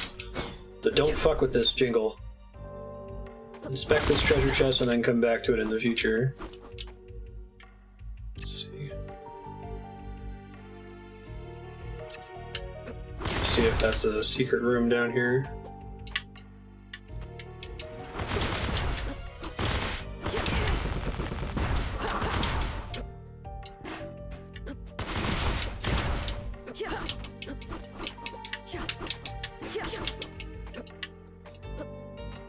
There's one, it's not accessible from this side, I don't think.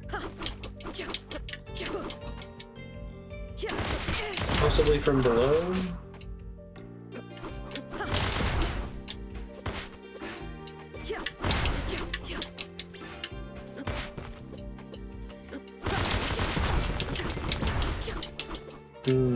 Okay. Could be below the save room. Could also just be a gap in the level.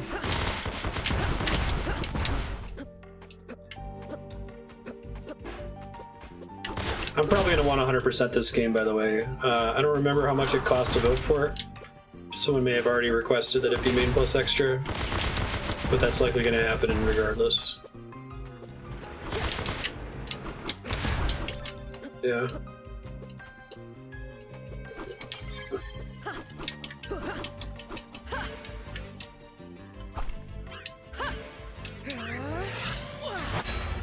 Do I have an attack that can hit down right now? Sort of.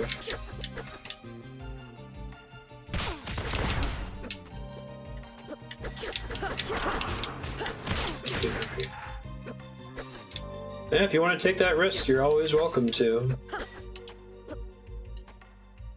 I think that's a way that I can... People are always like, you should play more games that you're personally super into. I think agreeing to play games that I really like for longer than we agreed to play them is a good way to deliver on that. Fireball arcs above and below. Okay, thank you. Good to know.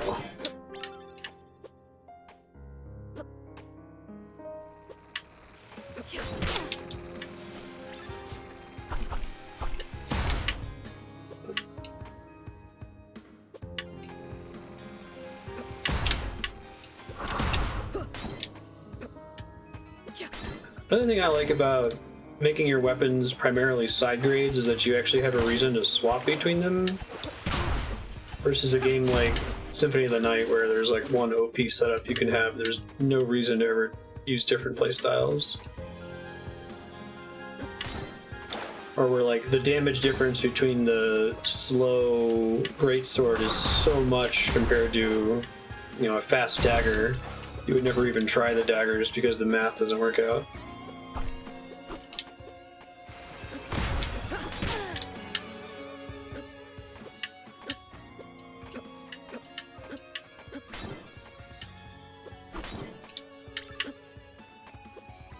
This game came out in 2018?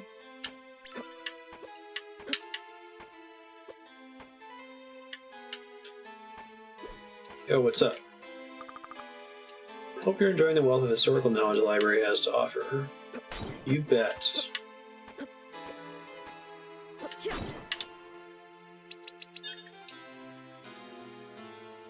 Guess I've been on the other side of this door.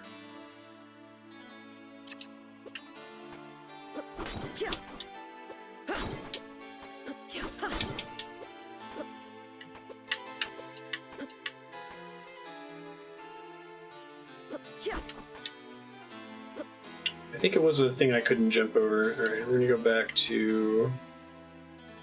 I think I've got access to an elevator on this side that I didn't really explore too much last time.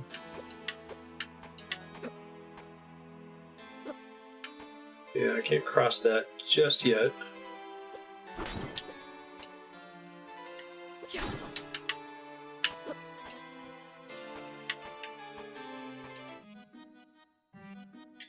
What's up? Shiny Stuff Emporium. Sells warp shards. Okay. Chaos Rose. Essence Crystal, Gold Ring.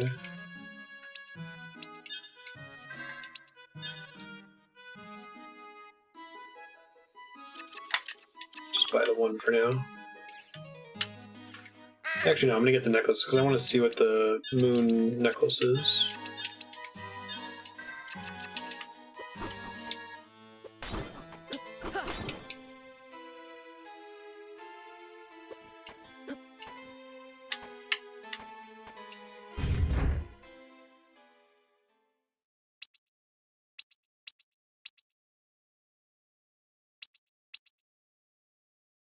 With forest, trying to think if I want to explore the past a little bit more. Yeah, I'll head east a little bit, but see why I got stuck there. I may have just not gone all the way over in that direction last time. What's up? Why you got a question mark? You don't seem like much of a soldier. I'm a quartermaster. Can make small flames. It's useful for cooking. Are you all magical? Not every soldier. Those of us who are, there's an exception to serve our empire. Okay, so it's like...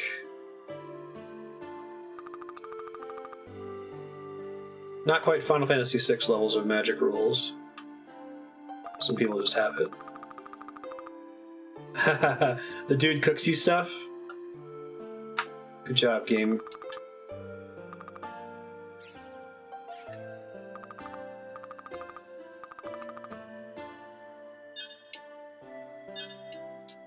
Leather helmet, leather jerkin.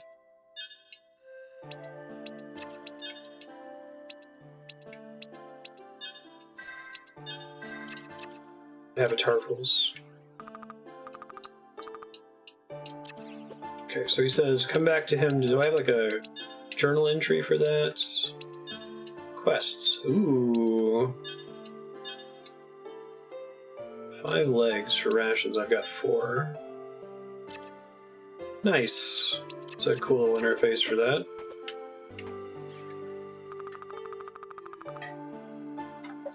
Damn straight you gotta save a dude and then he cooks hearty meals for you.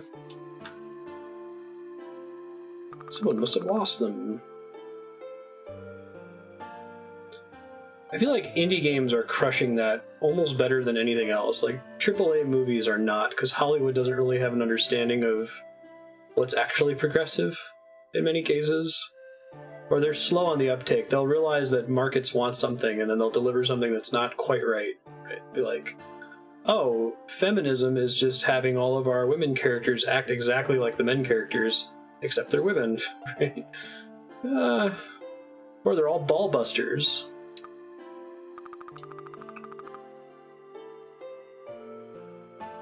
The number of indie games I've played now where like progressive ideals about race and gender and sexual orientation. They completely crush it, knock it out of the park. It's extremely high.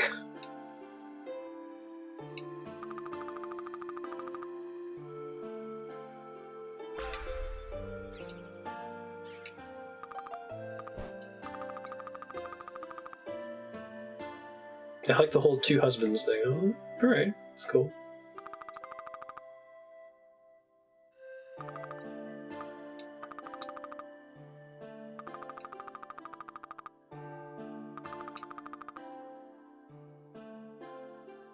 Oh, Alien's great. I love Alien.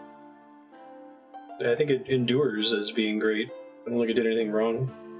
Alien's unusual in that respect, though. I'm talking about like the late 90s, early 2000s brand of we're going to appeal to this market by having a still depthless character who's like a badass ball buster, right? And it's like, yeah, but she still doesn't have her own character arc, and she still doesn't talk to another character that's a woman, right? Like, we're not saying you just need to add a woman character who's invincible. Like, a good feminist character would be Furiosa, I would say, in the new Mad Max movie. Like, she's a badass, but she's, you know, a person. She's not a cartoon character. Although that movie is a cartoon. This game got shit for being progressive? Oh, wow. Yeah. That means I want to play it, right? If that crowd says don't play this, I'm like, wow, that must be great. Go check it out. What's going to happen to us? A world far from here. I can get back to the present.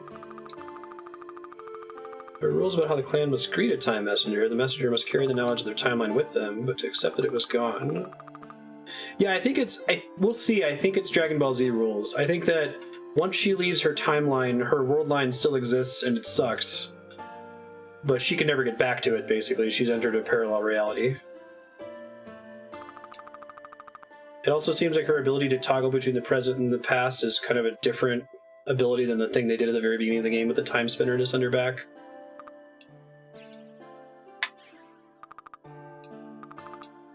Okay, go check out the library in the future. Got it. Bombardment. Short blast of moon shards. Reinforced orbs. It was a Titanite shard. Nice. So this is basically a level shortcut. Do you get any, like, effect from this that you couldn't also get from just attacking with it and gaining XP? That's kind of cool. So you can sort of use it if you get a late game orb that's fallen behind in levels. You can catch stuff up, or really focus on making your early one much stronger. Yeah, I dig that. Reduce damage taken. I'm good. We'll take the Pyro Ring, though.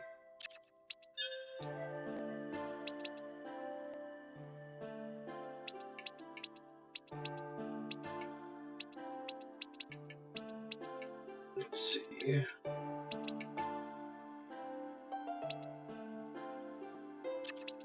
Save it for now. Now, you only ever need one unique copy of any of those necklaces or rings, right? Like, once you have the Shattered Moon necklace, there's no reason to get another one, basically.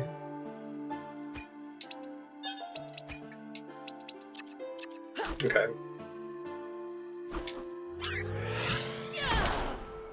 Oh, it's like a shotgun. That's cool. Okay.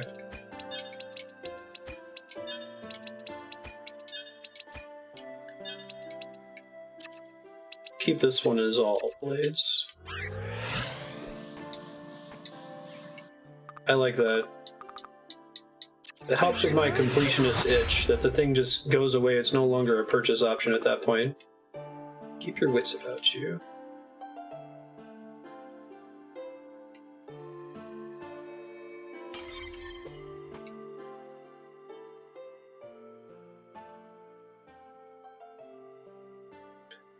That's fucking awesome, Walter. I love that.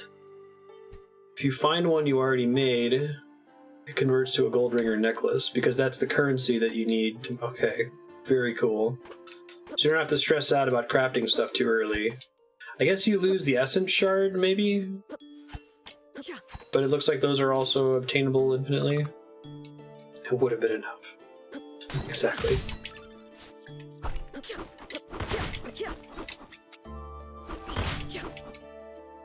I'm getting whiplash again. Going from Animal Crossing, which is a game that has no quality of life features. The devs didn't sit down and think, is this a good gameplay loop? Okay, so what is the difference between Shattered Moon and the blue orbs? Does it do more damage close up, or does it have like a ticking effect on it or something?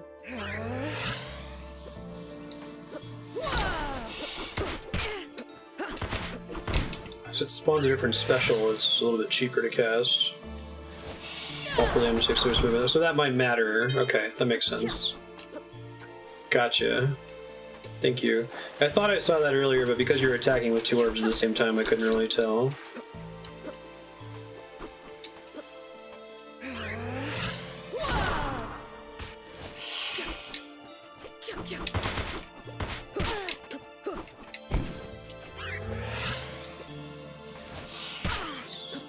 Okay, so brown chests are respawnable, consumable chests, not necessarily containing anything important. Could someone do me a favor really quick and Google if there is a way to turn on VSync in Timespinner? Like if there's like a config file I can go into? Oh, cool. Both are blunt type damage. Blue is slightly faster attack speed. Gotcha. Clear thaumaturgical analysis of the portal in the world beyond. It is Lachiam, our sister world in the sky, untouched by civilization and abounds with life. Completely lacks the presence of plasma in its atmosphere. As soon as our team moved beyond the portal, its effects were felt. The longer we stayed, the more pronounced the symptoms. Call this disease the bleakness. It weakens our auras, creates fatigue and irritability, pain and weakness. Despite the rich potential of the world, it's with regret that I must recommend for the safety of our people that the portal of Lachiam not be used. Interesting.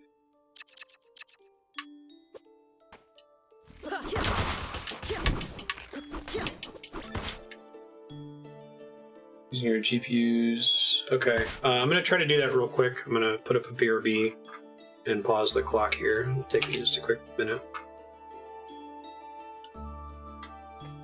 It's not massively distracting, but there is some tearing right along the center of the screen whenever I scroll up or down. It's probably making it to stream. NVIDIA.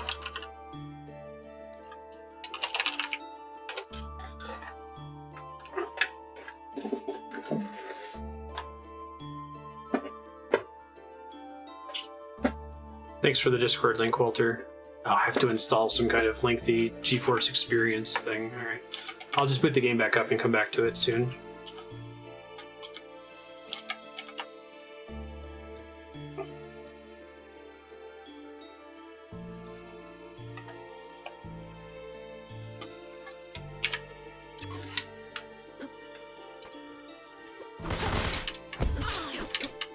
Poisoned.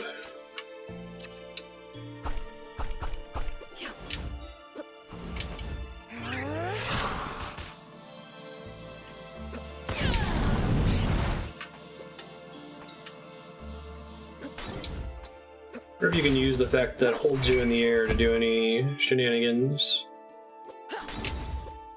A charged fire attack freezes you. Cool.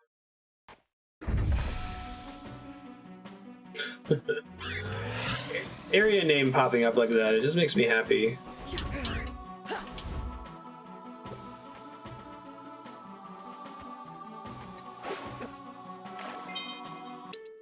Prime Edicts.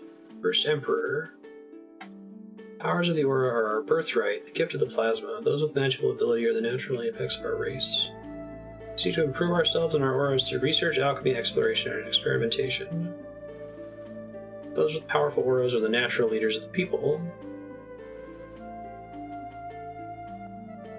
Those that defy this order will be sentenced to Lachium to live out their lives deprived of the blessed plasma. Through magic, our world is made whole. Cool. Yeah, I agree, Spiky.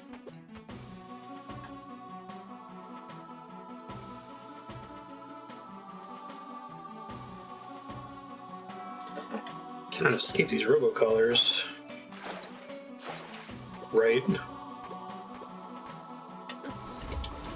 I'll check it again in about 5 minutes.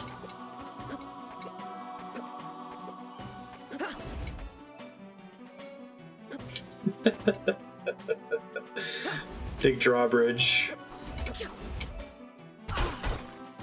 Rude.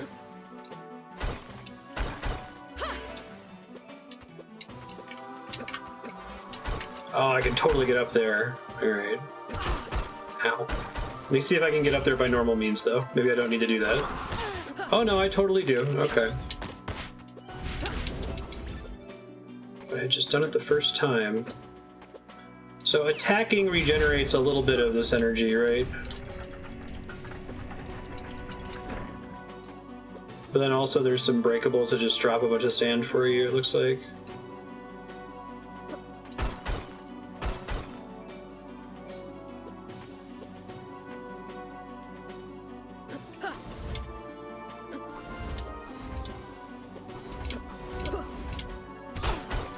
Ow.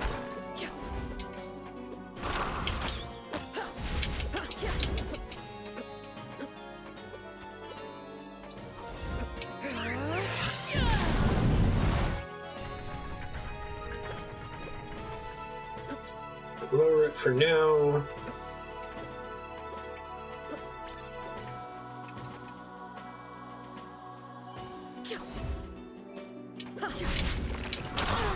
Even the way those enemies kind of like scooch forward. Shit.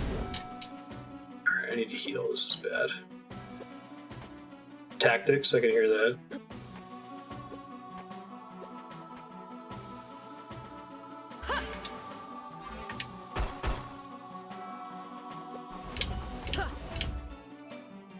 I do have healing items.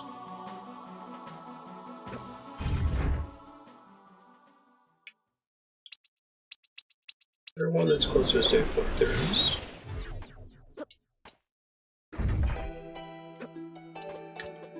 Gotta save 99 jerkies for the final boss, right?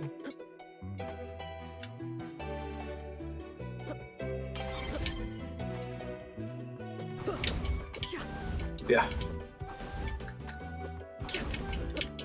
Understand my sickness. One day someone will make my dream Estus Flask system where everything in the game is an Estus Flask.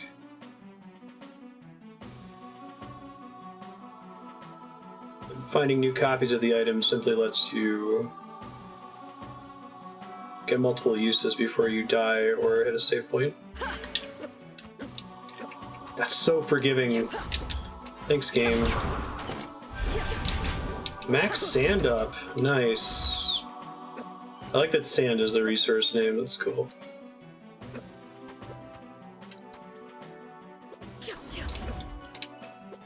Yeah, there's some kind of shenanigan happening when you go to jump on a ledge, where it shunts you onto the ledge even if you just barely didn't make it. It's very nice of them. Fell Seal Arbiter's Mark. Well, not your sword. Everything that would normally be a consumable is an Estus Flask.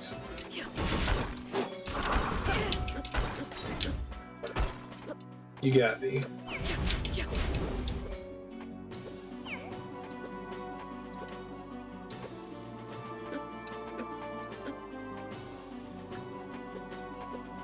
The scared engineers are pretty great. Engineer goggles. Ooh. Oh, I bought these and never equipped them. Whoops.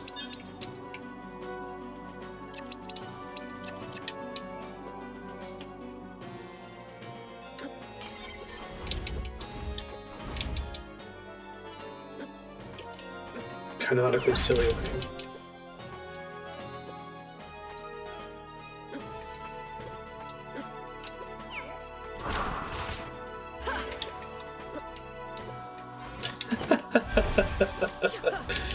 I love how it's often a little puzzle to figure out how you're gonna use the enemy to get up there. That's cool. Potion status items, random consumables. All SS flasks once unlocked are upgraded to higher numbers. Beautiful.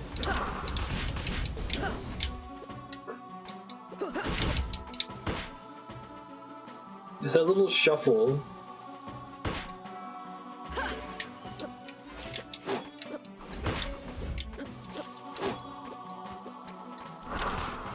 Trust the ceiling, it's fine.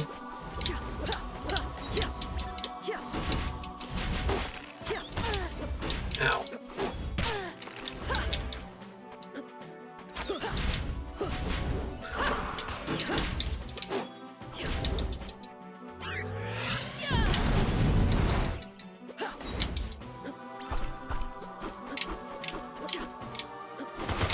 Hello. Yeah, I love that when time is frozen, they have multiple, like, climbing areas of collision. It's not just, like, the top of their sprite. I was able to climb that guy's knee, for example. Yeah,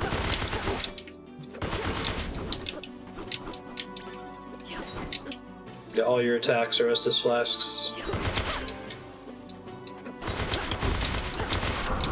I mean, I feel like if you did that, you could make a class that specializes in consumable items or a stat that affects their damage, right? Like if fire bombs were, you could depend on the player having access to them throughout the whole game. You could have like an item set that increases their damage, or even lets you use the equivalent of Titanite shards on them to upgrade them.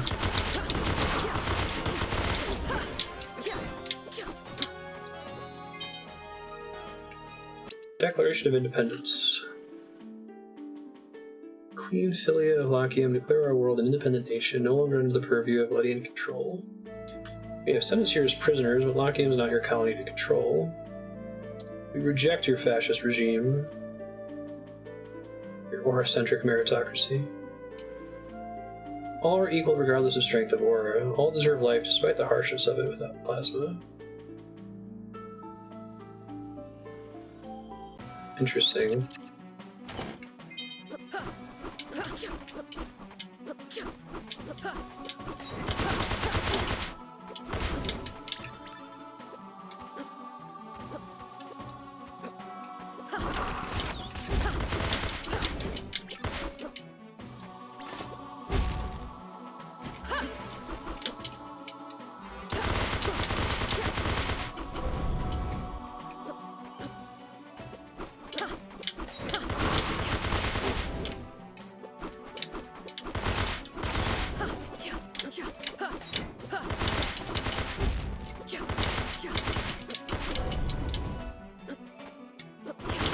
We got a cool death animation too. In addition to having really gorgeous pixel art, this game has a really consistent visual style, which I like too.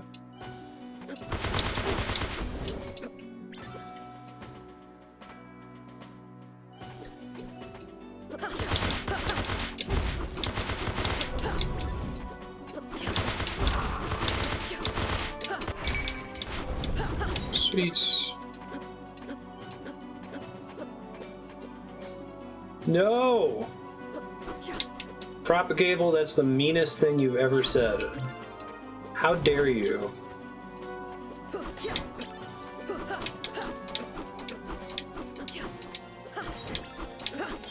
Don't bully me.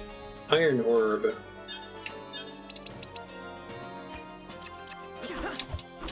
Ha, cool.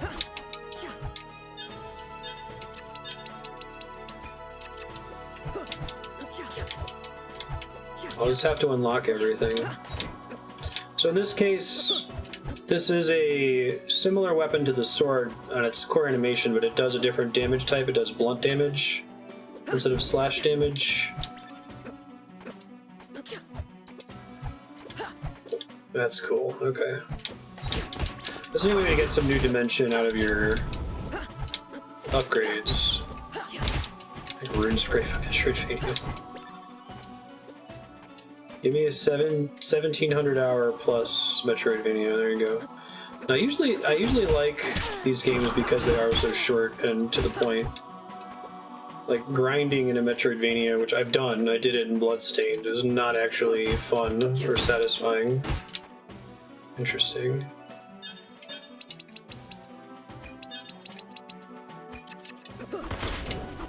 The shield just completely blocking it.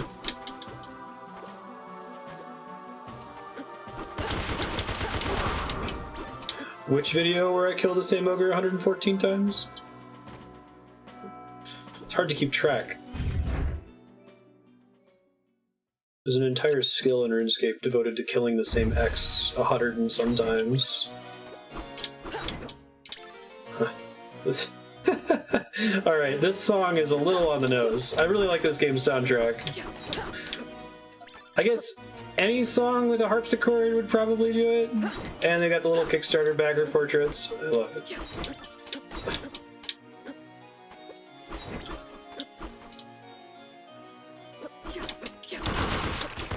I think the ogre learned his lesson. Yeah, that makes sense. That's a cool way to just... I was already imagining, like, the difference between this weapon versus the blue orb, but that's one way that it could be good. I think that's when I was figuring out the room light settings.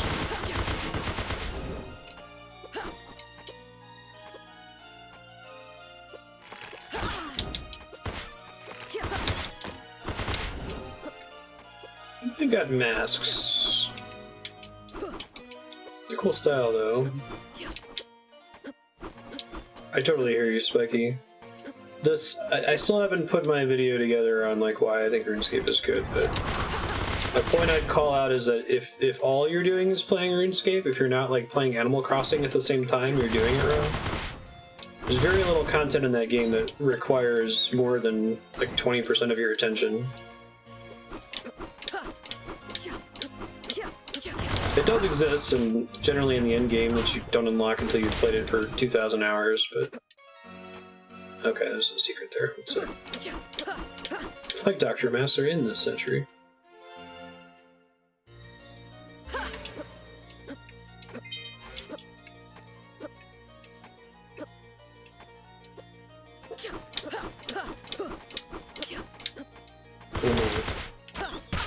I would agree.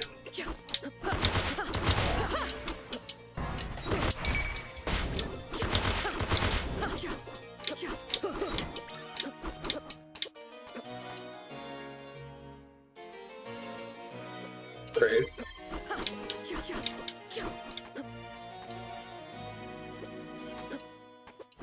The greatest argument against starting it. That's fair. It's not your thing, it's not your thing.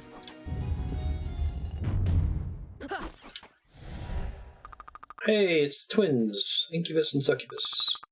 Sex demons. Finally come for our pleasure? Not that I don't like what I see, but no.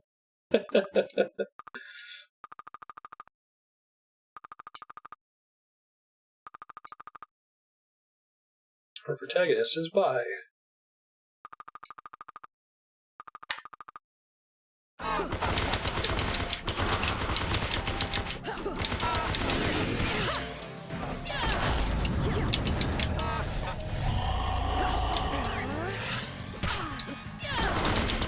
This thing takes damage too, good to know.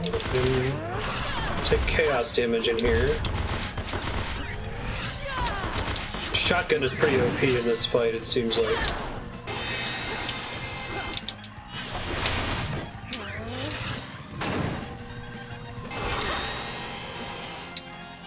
Realized I was out of sand.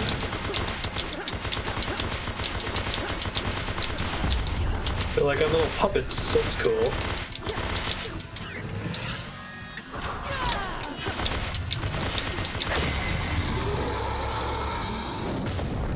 Bi-hype or bipe. Well, that was a workout. Putting my cardio in other ways.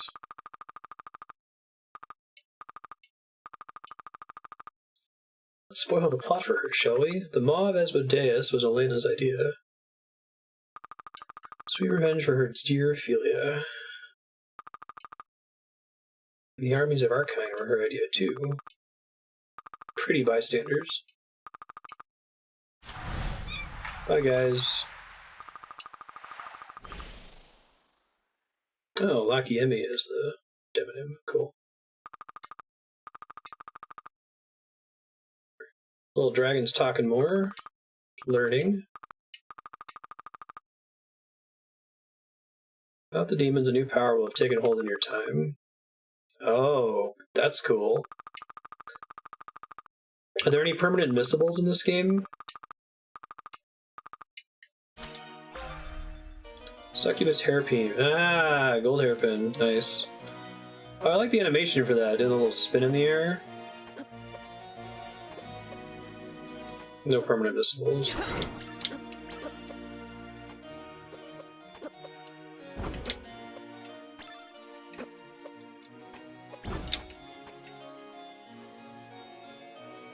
I love how getting double jump in a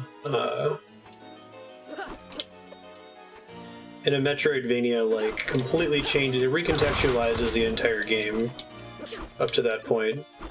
And it's like really hard to go back and play the same Metroidvania again without it.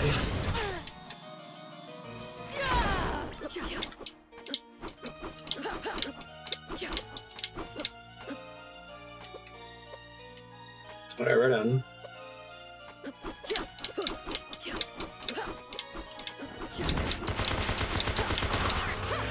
I'm addicted to multitasking. I like watching YouTube videos at the same time I'm doing something else or reading articles while listening to music, so RuneScape is a great game for me. If you're into being focused on one thing, it's probably not your bag.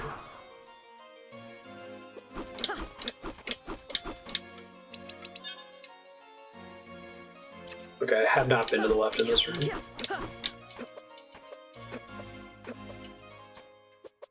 Really like the feel of that double jump. It's very tight. I like these tight jump controls. Everybody out here has a visor. What's the deal with the blue items versus the same items but not blue? Oh, recent. Can I clear that, or is it just generally shows you the last 4 recent things?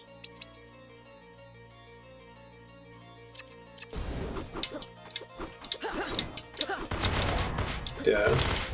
Same here, prop.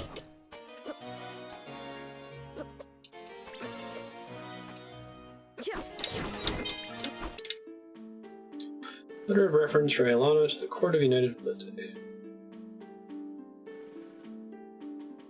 My concern, I'm ready to recommend a place for my students. Discovered her 13 years ago during a scholarship recruitment tour at the Intercity. Sworn to low-class parents with no aptitude. She manifested a powerful aura. Trained her in the Royal Academy. She is compassionate, a diplomatic speaker, and a fierce believer in the potential of a united Valette.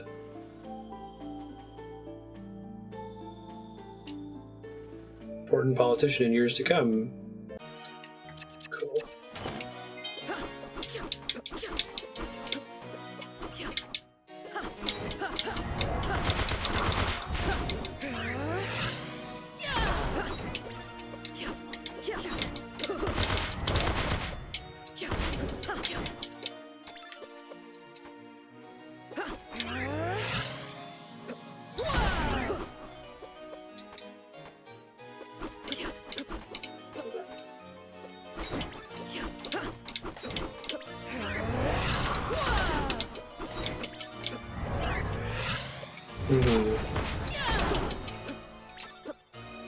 Which is interesting, because we know about the relationship between their factions.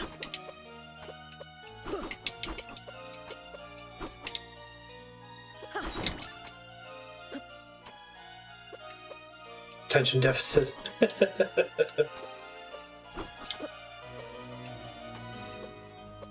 I actually got a similar value out of Pokemon Go. Pokemon Go was a thing that I could do while I was doing another thing that didn't require all of my attention. So I'd like go out to dinner and I'd be like, Adrian, I'd be like, alright, let's take this gym really quick. Tap, tap, tap, tap, tap, not actually looking at the screen. Alright, that was a fun 3-minute diversion. I made some progress as a result of me doing other thing. So it lets me, like, go into Zen mode and focus on doing some difficult stream work, for example. It's like, well, it's a 100-hour stream project, but I'll be leveling up my fishing in the meantime. And I wouldn't want to do fishing under normal circumstances because it's so brain dead. But I need to max out my fishing so that I can go do this difficult, attentive content. It's that interplay between the game loops that I think is compelling for me.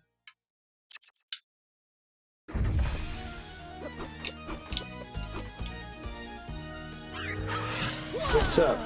Now you've got breastplates. They're still... Oh, cool.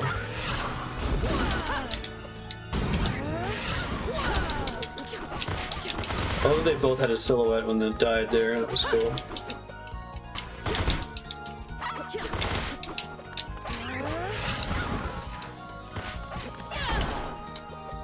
Progression birds.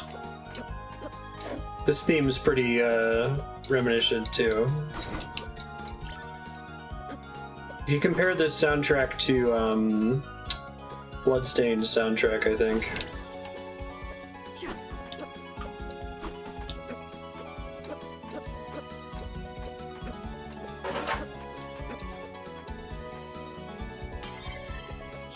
Oh yeah, there's gonna be a clock tower.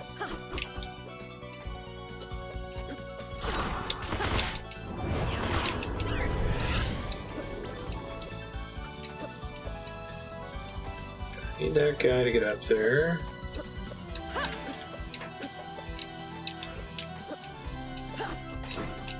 Nice. So those things should have sand in them.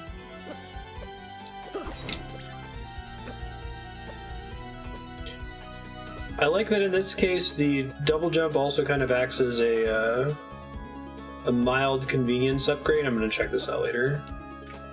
Like earlier there were areas that you needed to use the time stop power to access, and now you can just double jump up there, so it lets you get back through them a little bit faster. Indies Suikoden. That'd be cool. Do 128 characters and actually do them all justice. Although I like the idea that a good chunk of those characters were like support, not all of them were combat, because then you have this opportunity cost problem where I'm only going to use like 4 of them, so don't give me so many. How old are you? Age has nothing to do with it. I would like to see your collection. I think I want to always have a gold ring and a gold necklace, just in case I get something I'm excited about. You just notice the gold thing when you spend entropy slowly ticks down or up.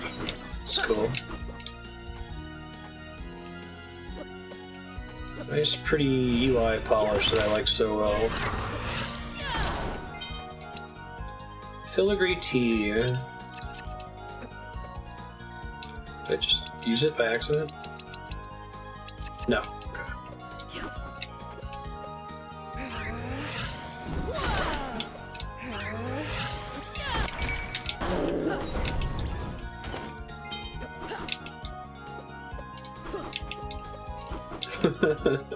Even though looking like this slanted roof and being able to see outside, it's cool.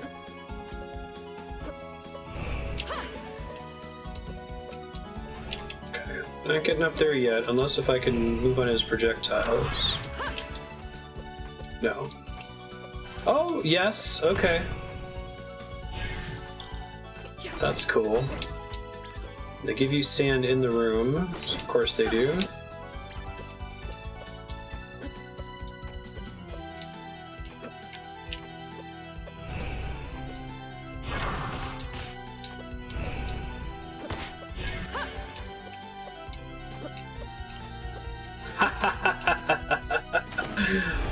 That's the fucking shit.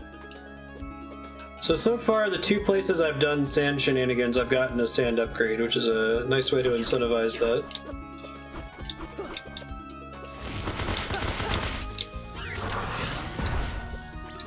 it's really cool that projectiles gain collision in the time stop. I guess they probably all don't. That attack works pretty well for it, since it's like a flat platform. So I heard the name Timespinner and I was expecting some kind of like time stop power, but they've really done a good job of exploring it. It's not like the idea itself of you have a time stop power isn't that crazy. Like there's literally been time stop powers in several Metroidvanias, but the way that they've worked out the mechanics on the edge cases is really cool. I mean, they've made it unique. I feel like there's a lazier version of this game where it's just, you know, Symphony of the Night, Bloodstained, time stop. Doesn't affect progression at all. Let me check GeForce real quick to see if I can fix this VSync issue. One sec.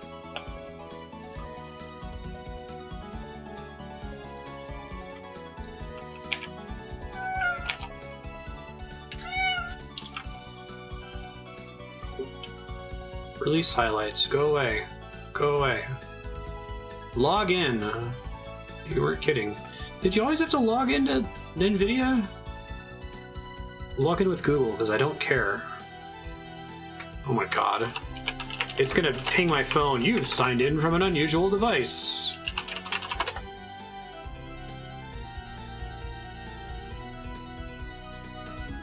I guess I haven't looked at it in a while.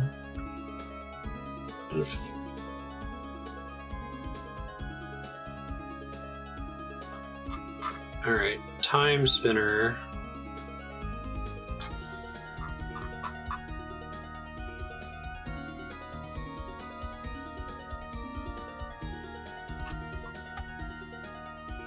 Sorry, this will just take me a quick sec. I want to stop the visual tearing if I can.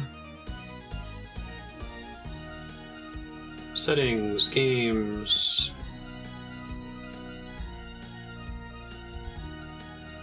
General.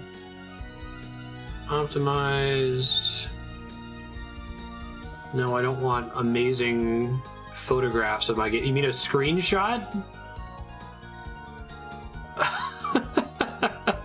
Fuck off, guys. God, I remember how to use the old NVIDIA tool. Hold on.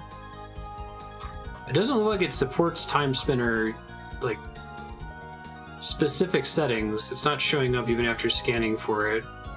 So I'm going to check one more thing to see if I can just turn on VSync globally.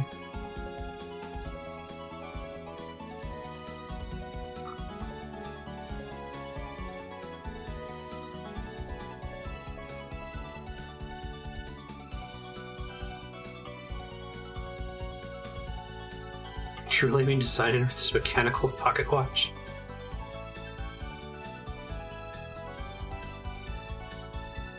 Is there even the ability to adjust my graphics card settings? Because it doesn't look like that's in GeForce Experience. Did they get rid of NVIDIA Control Panel? That was like super easy.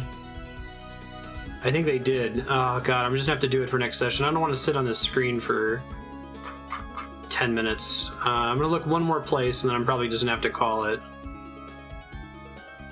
NVIDIA Control Panel still exists. Do I have to install it separately?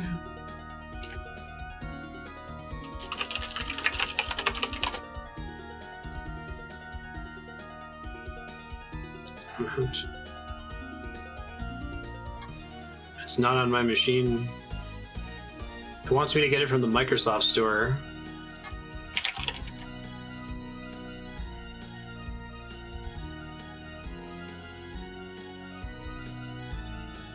Enjoy the very Castlevania-y song while I get this stupid thing. I've had so many problems with the Microsoft Store.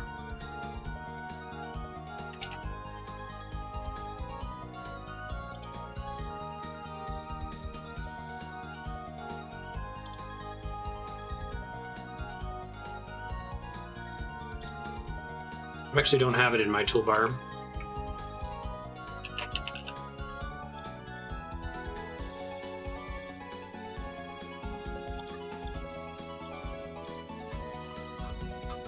Yeah, it's Windows 10 problems, it looks like. Not the first time I've had that. And the Microsoft Store is wonderfully just, like, lagging forever. Because of course it is. Alright, I'll try to get it set up for a later stream now that I know that this is a thing. Thanks for your patience.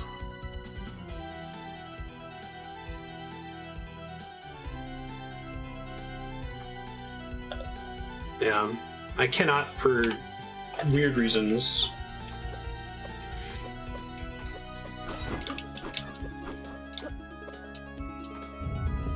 Everybody's obsessed with making their systems worse. Ooh, it's the Queen. Here to stop lacking or becoming the impressive empire you make it, your cruel army won't get a chance to conquer other worlds. She's gonna use the same powers, that's cool.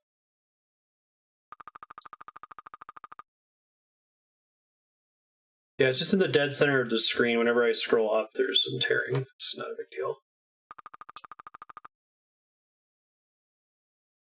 Killed the first queen, my love. The war is a worthy one. She looks well and pissed.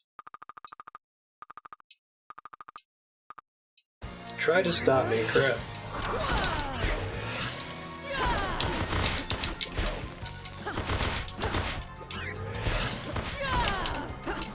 Nice. It's a cool attack.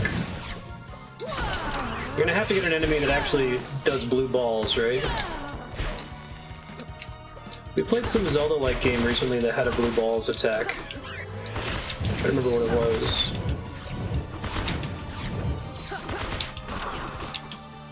Same as like RNG, whether you got a deflectable ball or one of the ones that breaks up into little mini balls. No, Link to the Past. Aghanim's attack.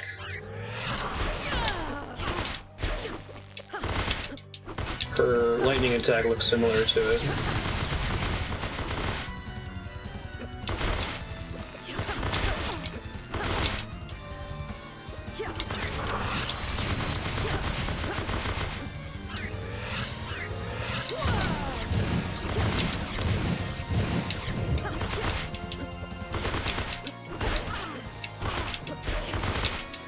It was the messenger, that was it, thank you.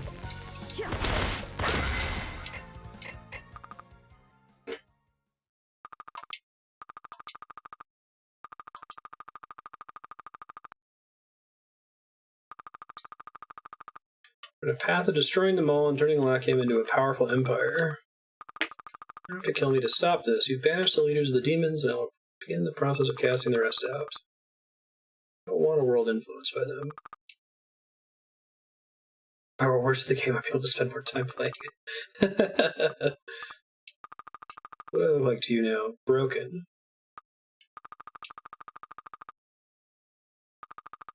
To make it a peaceful place, I don't need to kill you to change things. We'll make peace. It'll take time to spread the word to remove the more warmongering elements of my nation, but it will be done. Don't betray your kindness. It's easier to make a better world with allies. Cool. Thanks for the sand.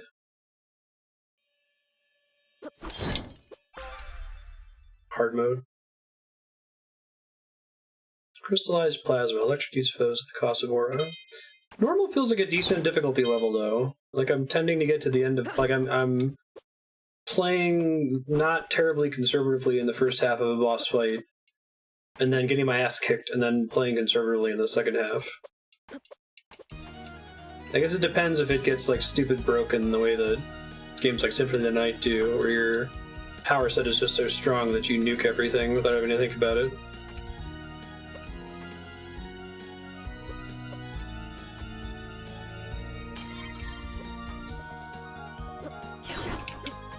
Okay, at some point I should go and see what my actions have changed.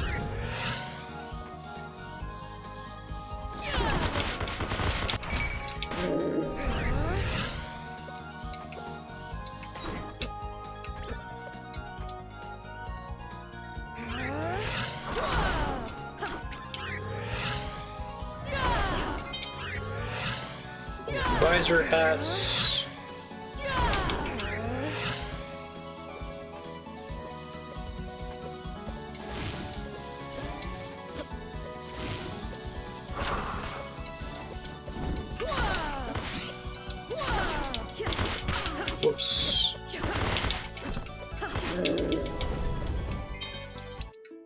War of the Sisters. Year of the Sisters 47. The tree with Queen Philia. No intention of returning. Tyrellus has proven that he's only concerned with himself and his own power. We'll lock him together, and better than full Tyrellus ever did.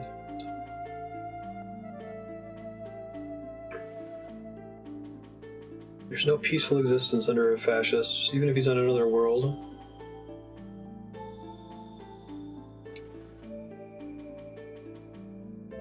The immortals appear to us. Powerful spirits, manifestations of magical energy, perhaps pure auras. The demons. Got it. Oh, I missed this one. Stained letter.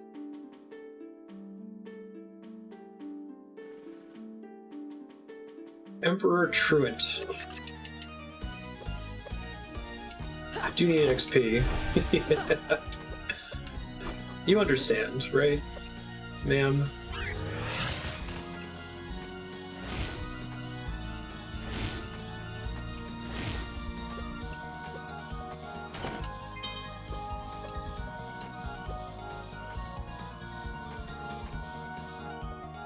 Is that the one I just read? I think it was the stained letter, right?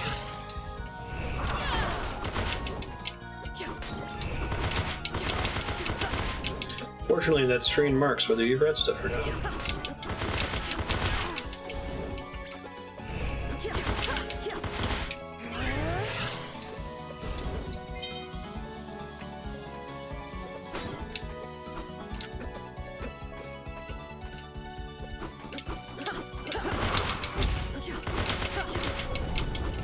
Hammer Giantess.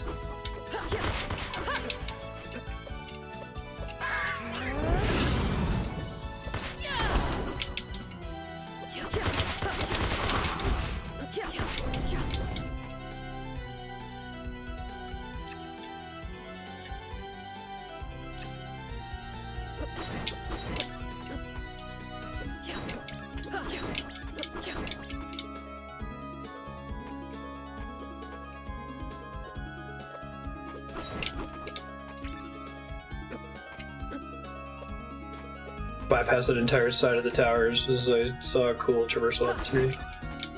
Yeah. It's cool that they let you get away with that. I think that part of the reason Metroidvanias work out so well is that even if you do get to sequence break, a lot of players are still want to go back and see everything the normal way.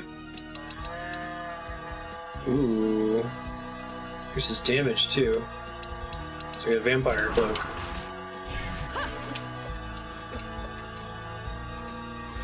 Nice.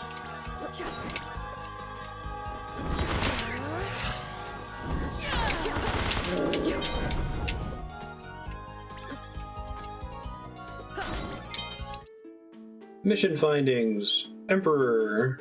Return from an extended diplomatic mission, despite your reservations. Human drive to survive.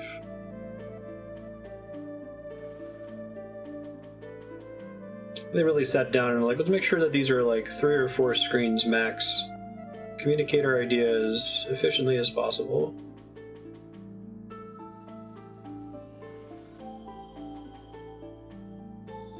A treaty to trade for those resources.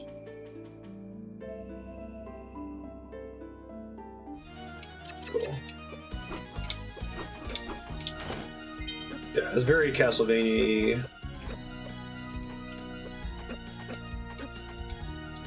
So there's the harpsichord one. Alright, let me try something here. So chaos drains your sand, right? And possibly also your magic.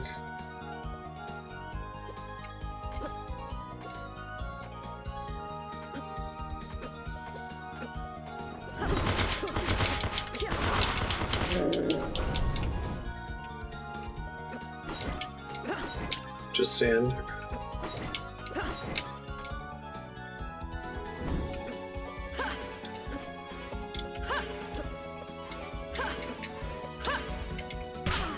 Ah, I was up there. Alright. I'll use the Chaos Rose.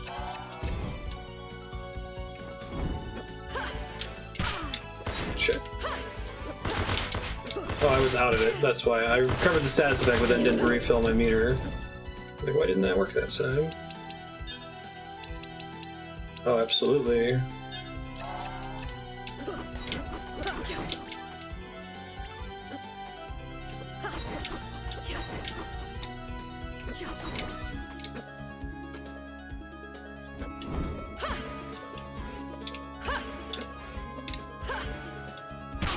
Shit.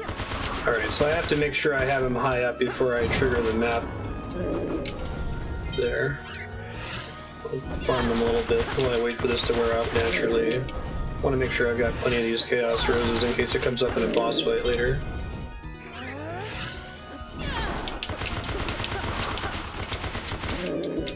Yeah, but it's like after the area transition, it's hard for me to adjust to what I should be looking at. I fall back to the floor too quickly.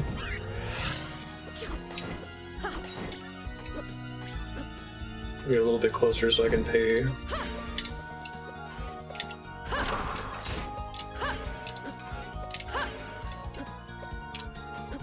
Okay, there we go. Demon Familiar.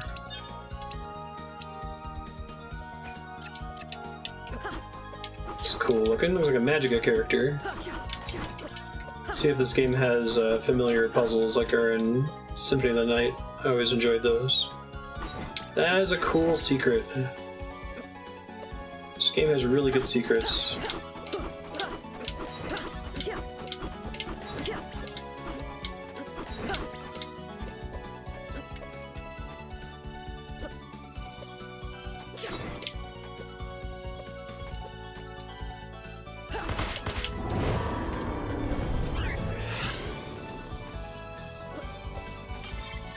Me just so little.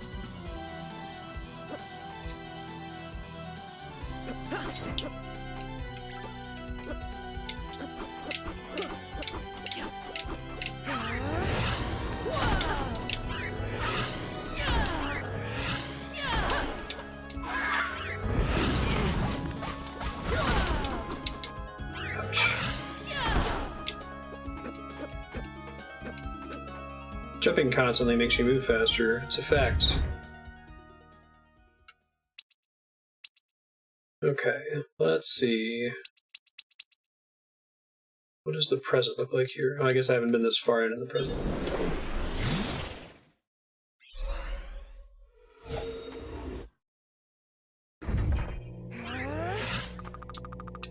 I'm gonna be able to get in there and find the Emperor. Change time.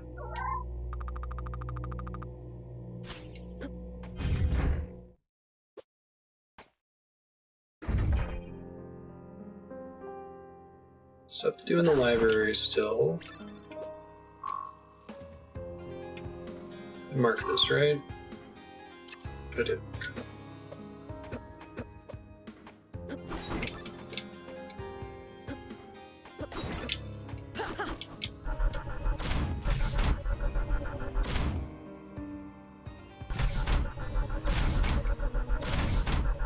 A or B.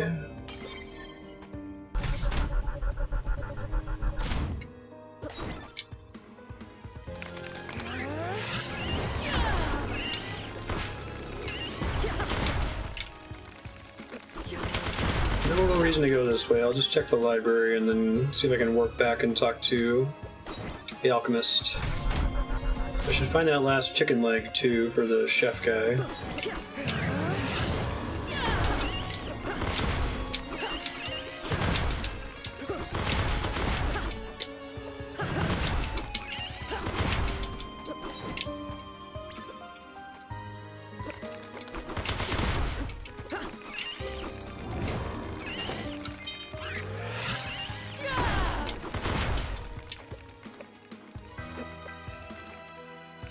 I think I saw the skyscrapers out the window last time. That's cool.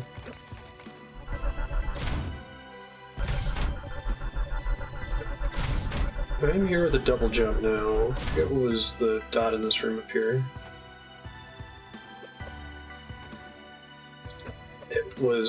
used to be the Timespinner. Okay. Angry Roomba Golems.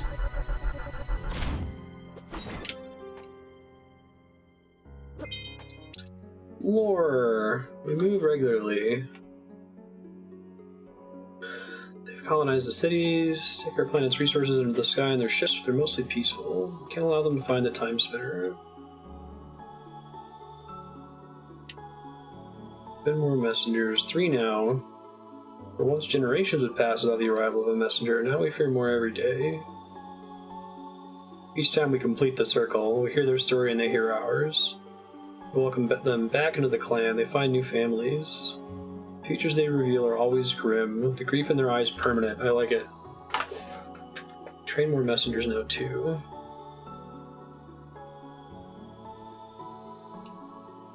Journey is a sacrifice of your history, of your past existence. Some of the women have planned journeys to the city, hoping to become mothers.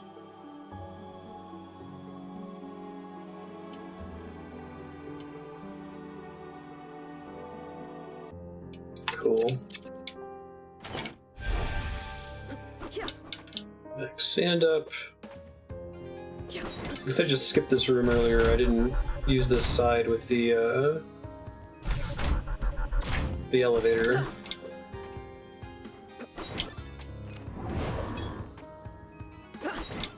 It's another gate I can't open yet. There is a gap I should be able to cross now, though, I think.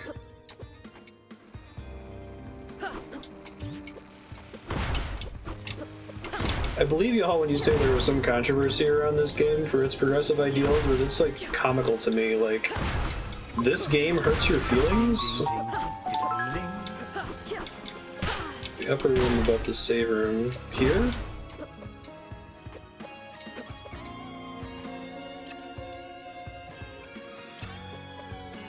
Okay.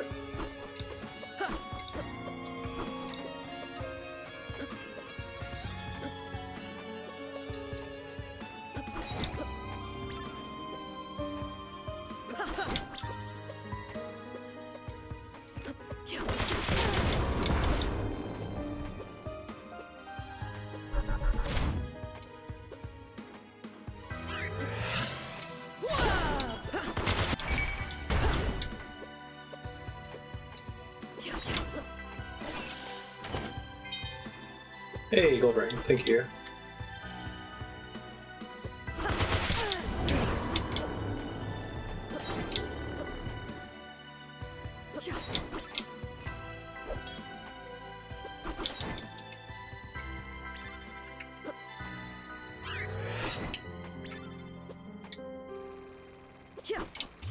It's just one of those, like, how dare they include people that don't look like me? What an agenda. Oh no. I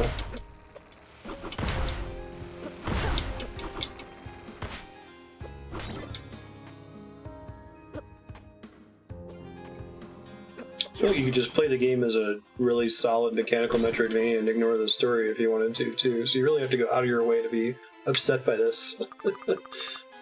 I guess that's kind of like the MO of that crowd of folks, right? Going out of your way to be upset about things.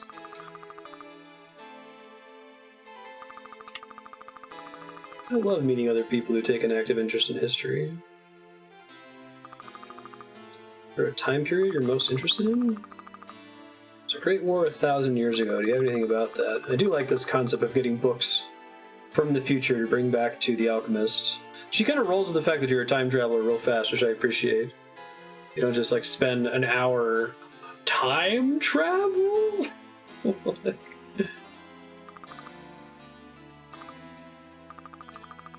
I love history so much. Knowledge should be made available for everyone. I'll give you the key card to the room where the information is being kept. Second floor to your right. Sweet.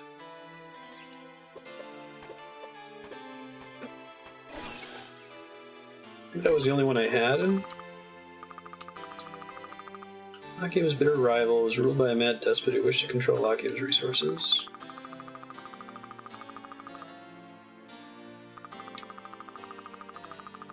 harrowing but necessary act by Queen Alana the Great. Floods evil forever and won the war of the Sisters for Lachiem.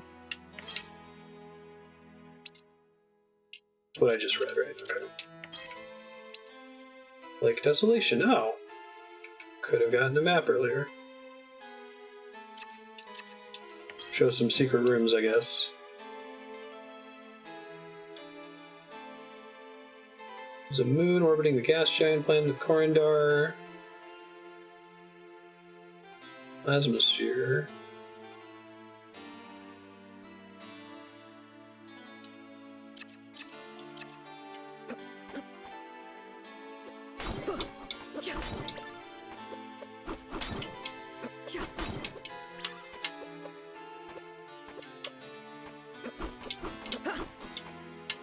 Should be down and up from here.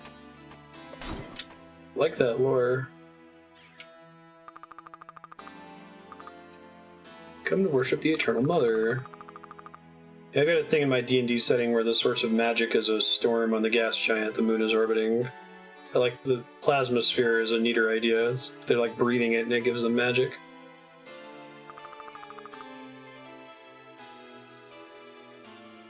Greet her with acceptance. So like the maps themselves don't change. This is the Eternal Mother now. Mm-hmm.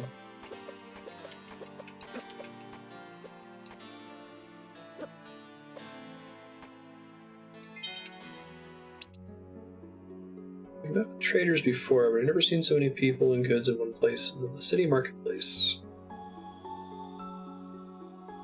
They've declared Windaria part of their empire. They rule here. Can I interest you in some fruit from the stars? He's not local and his wares are unlike anything I've seen before. Sweetest fruit you'll ever eat. Nothing grows on Devastation anymore. It's from one of the colonies where I'm from.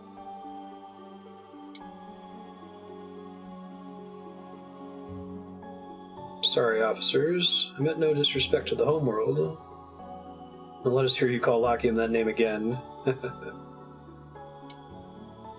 His hair is bright blue, like all the native Lachiemi. Yeah, okay. They've been planting that my character looks like one, right? Blue hair is such a marvel. The officer smiles at me and my pulse quickens, this time not from fear. This is my dad.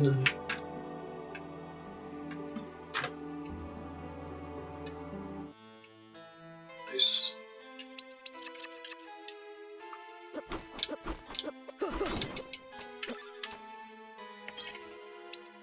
It seems like they've got like a Futurama Amazon slash the Ocarina of Time Gerudo culture. Oh, I got the map. Okay, that's why I was confused.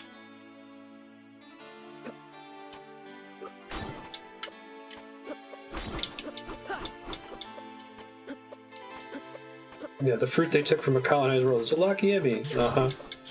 Thanks, guys. These more Kickstarters. Kind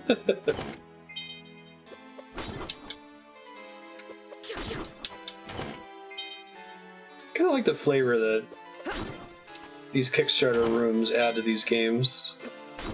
They do a good job of integrating them. Calling a banana USA Crescent.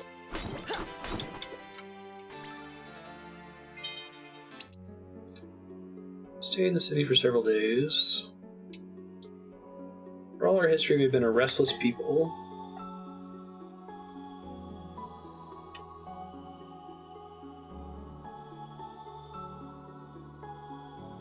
You have to have a drive like that to be a hero.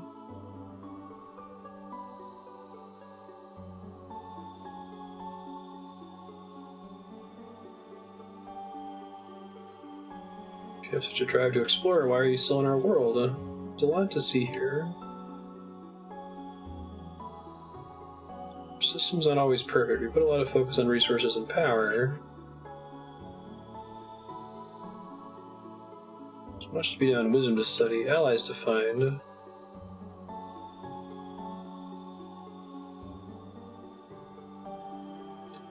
Such beauty in the universe, wonders to discover, such as... It might be my dad. This guy's Tower of Hats. It's great.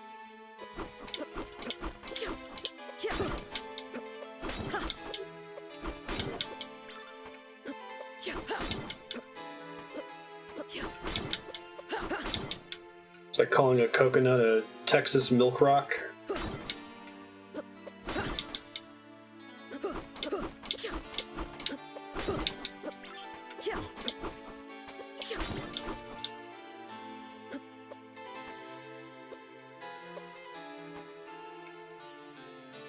Okay, that's all fully explored. She doesn't have demons anymore. So, did the lore objects I got in the corner up here, those are always the same, right? They wouldn't have changed if I had come there at a different time?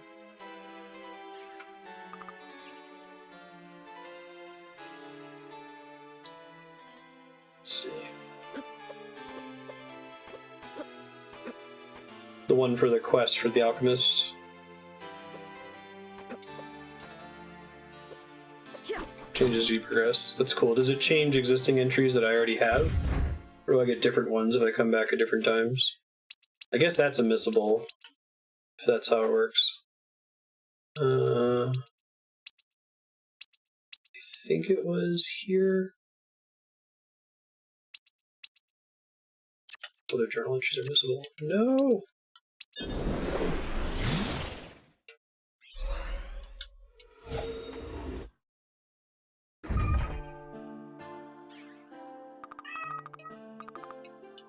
Assume or hope that that's doesn't affect whether you can like complete the game. Okay, thank you.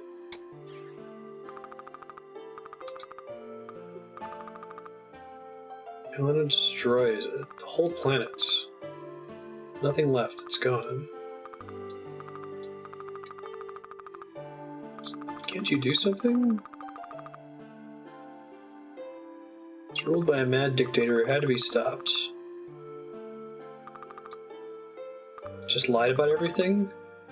Some truth to what the file said. It's never part of Harris's unit. I actually left the Lydian army a long time ago. I was an archer.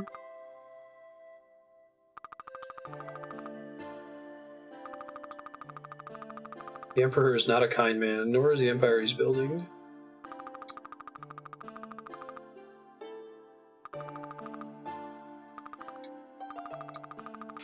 Glad you ran.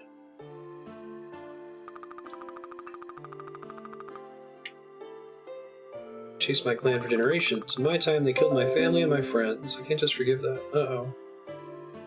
OBS just died. Crap. Let me see if it's just Twitch or if I've lost my whole internet. I might have to wrap early here.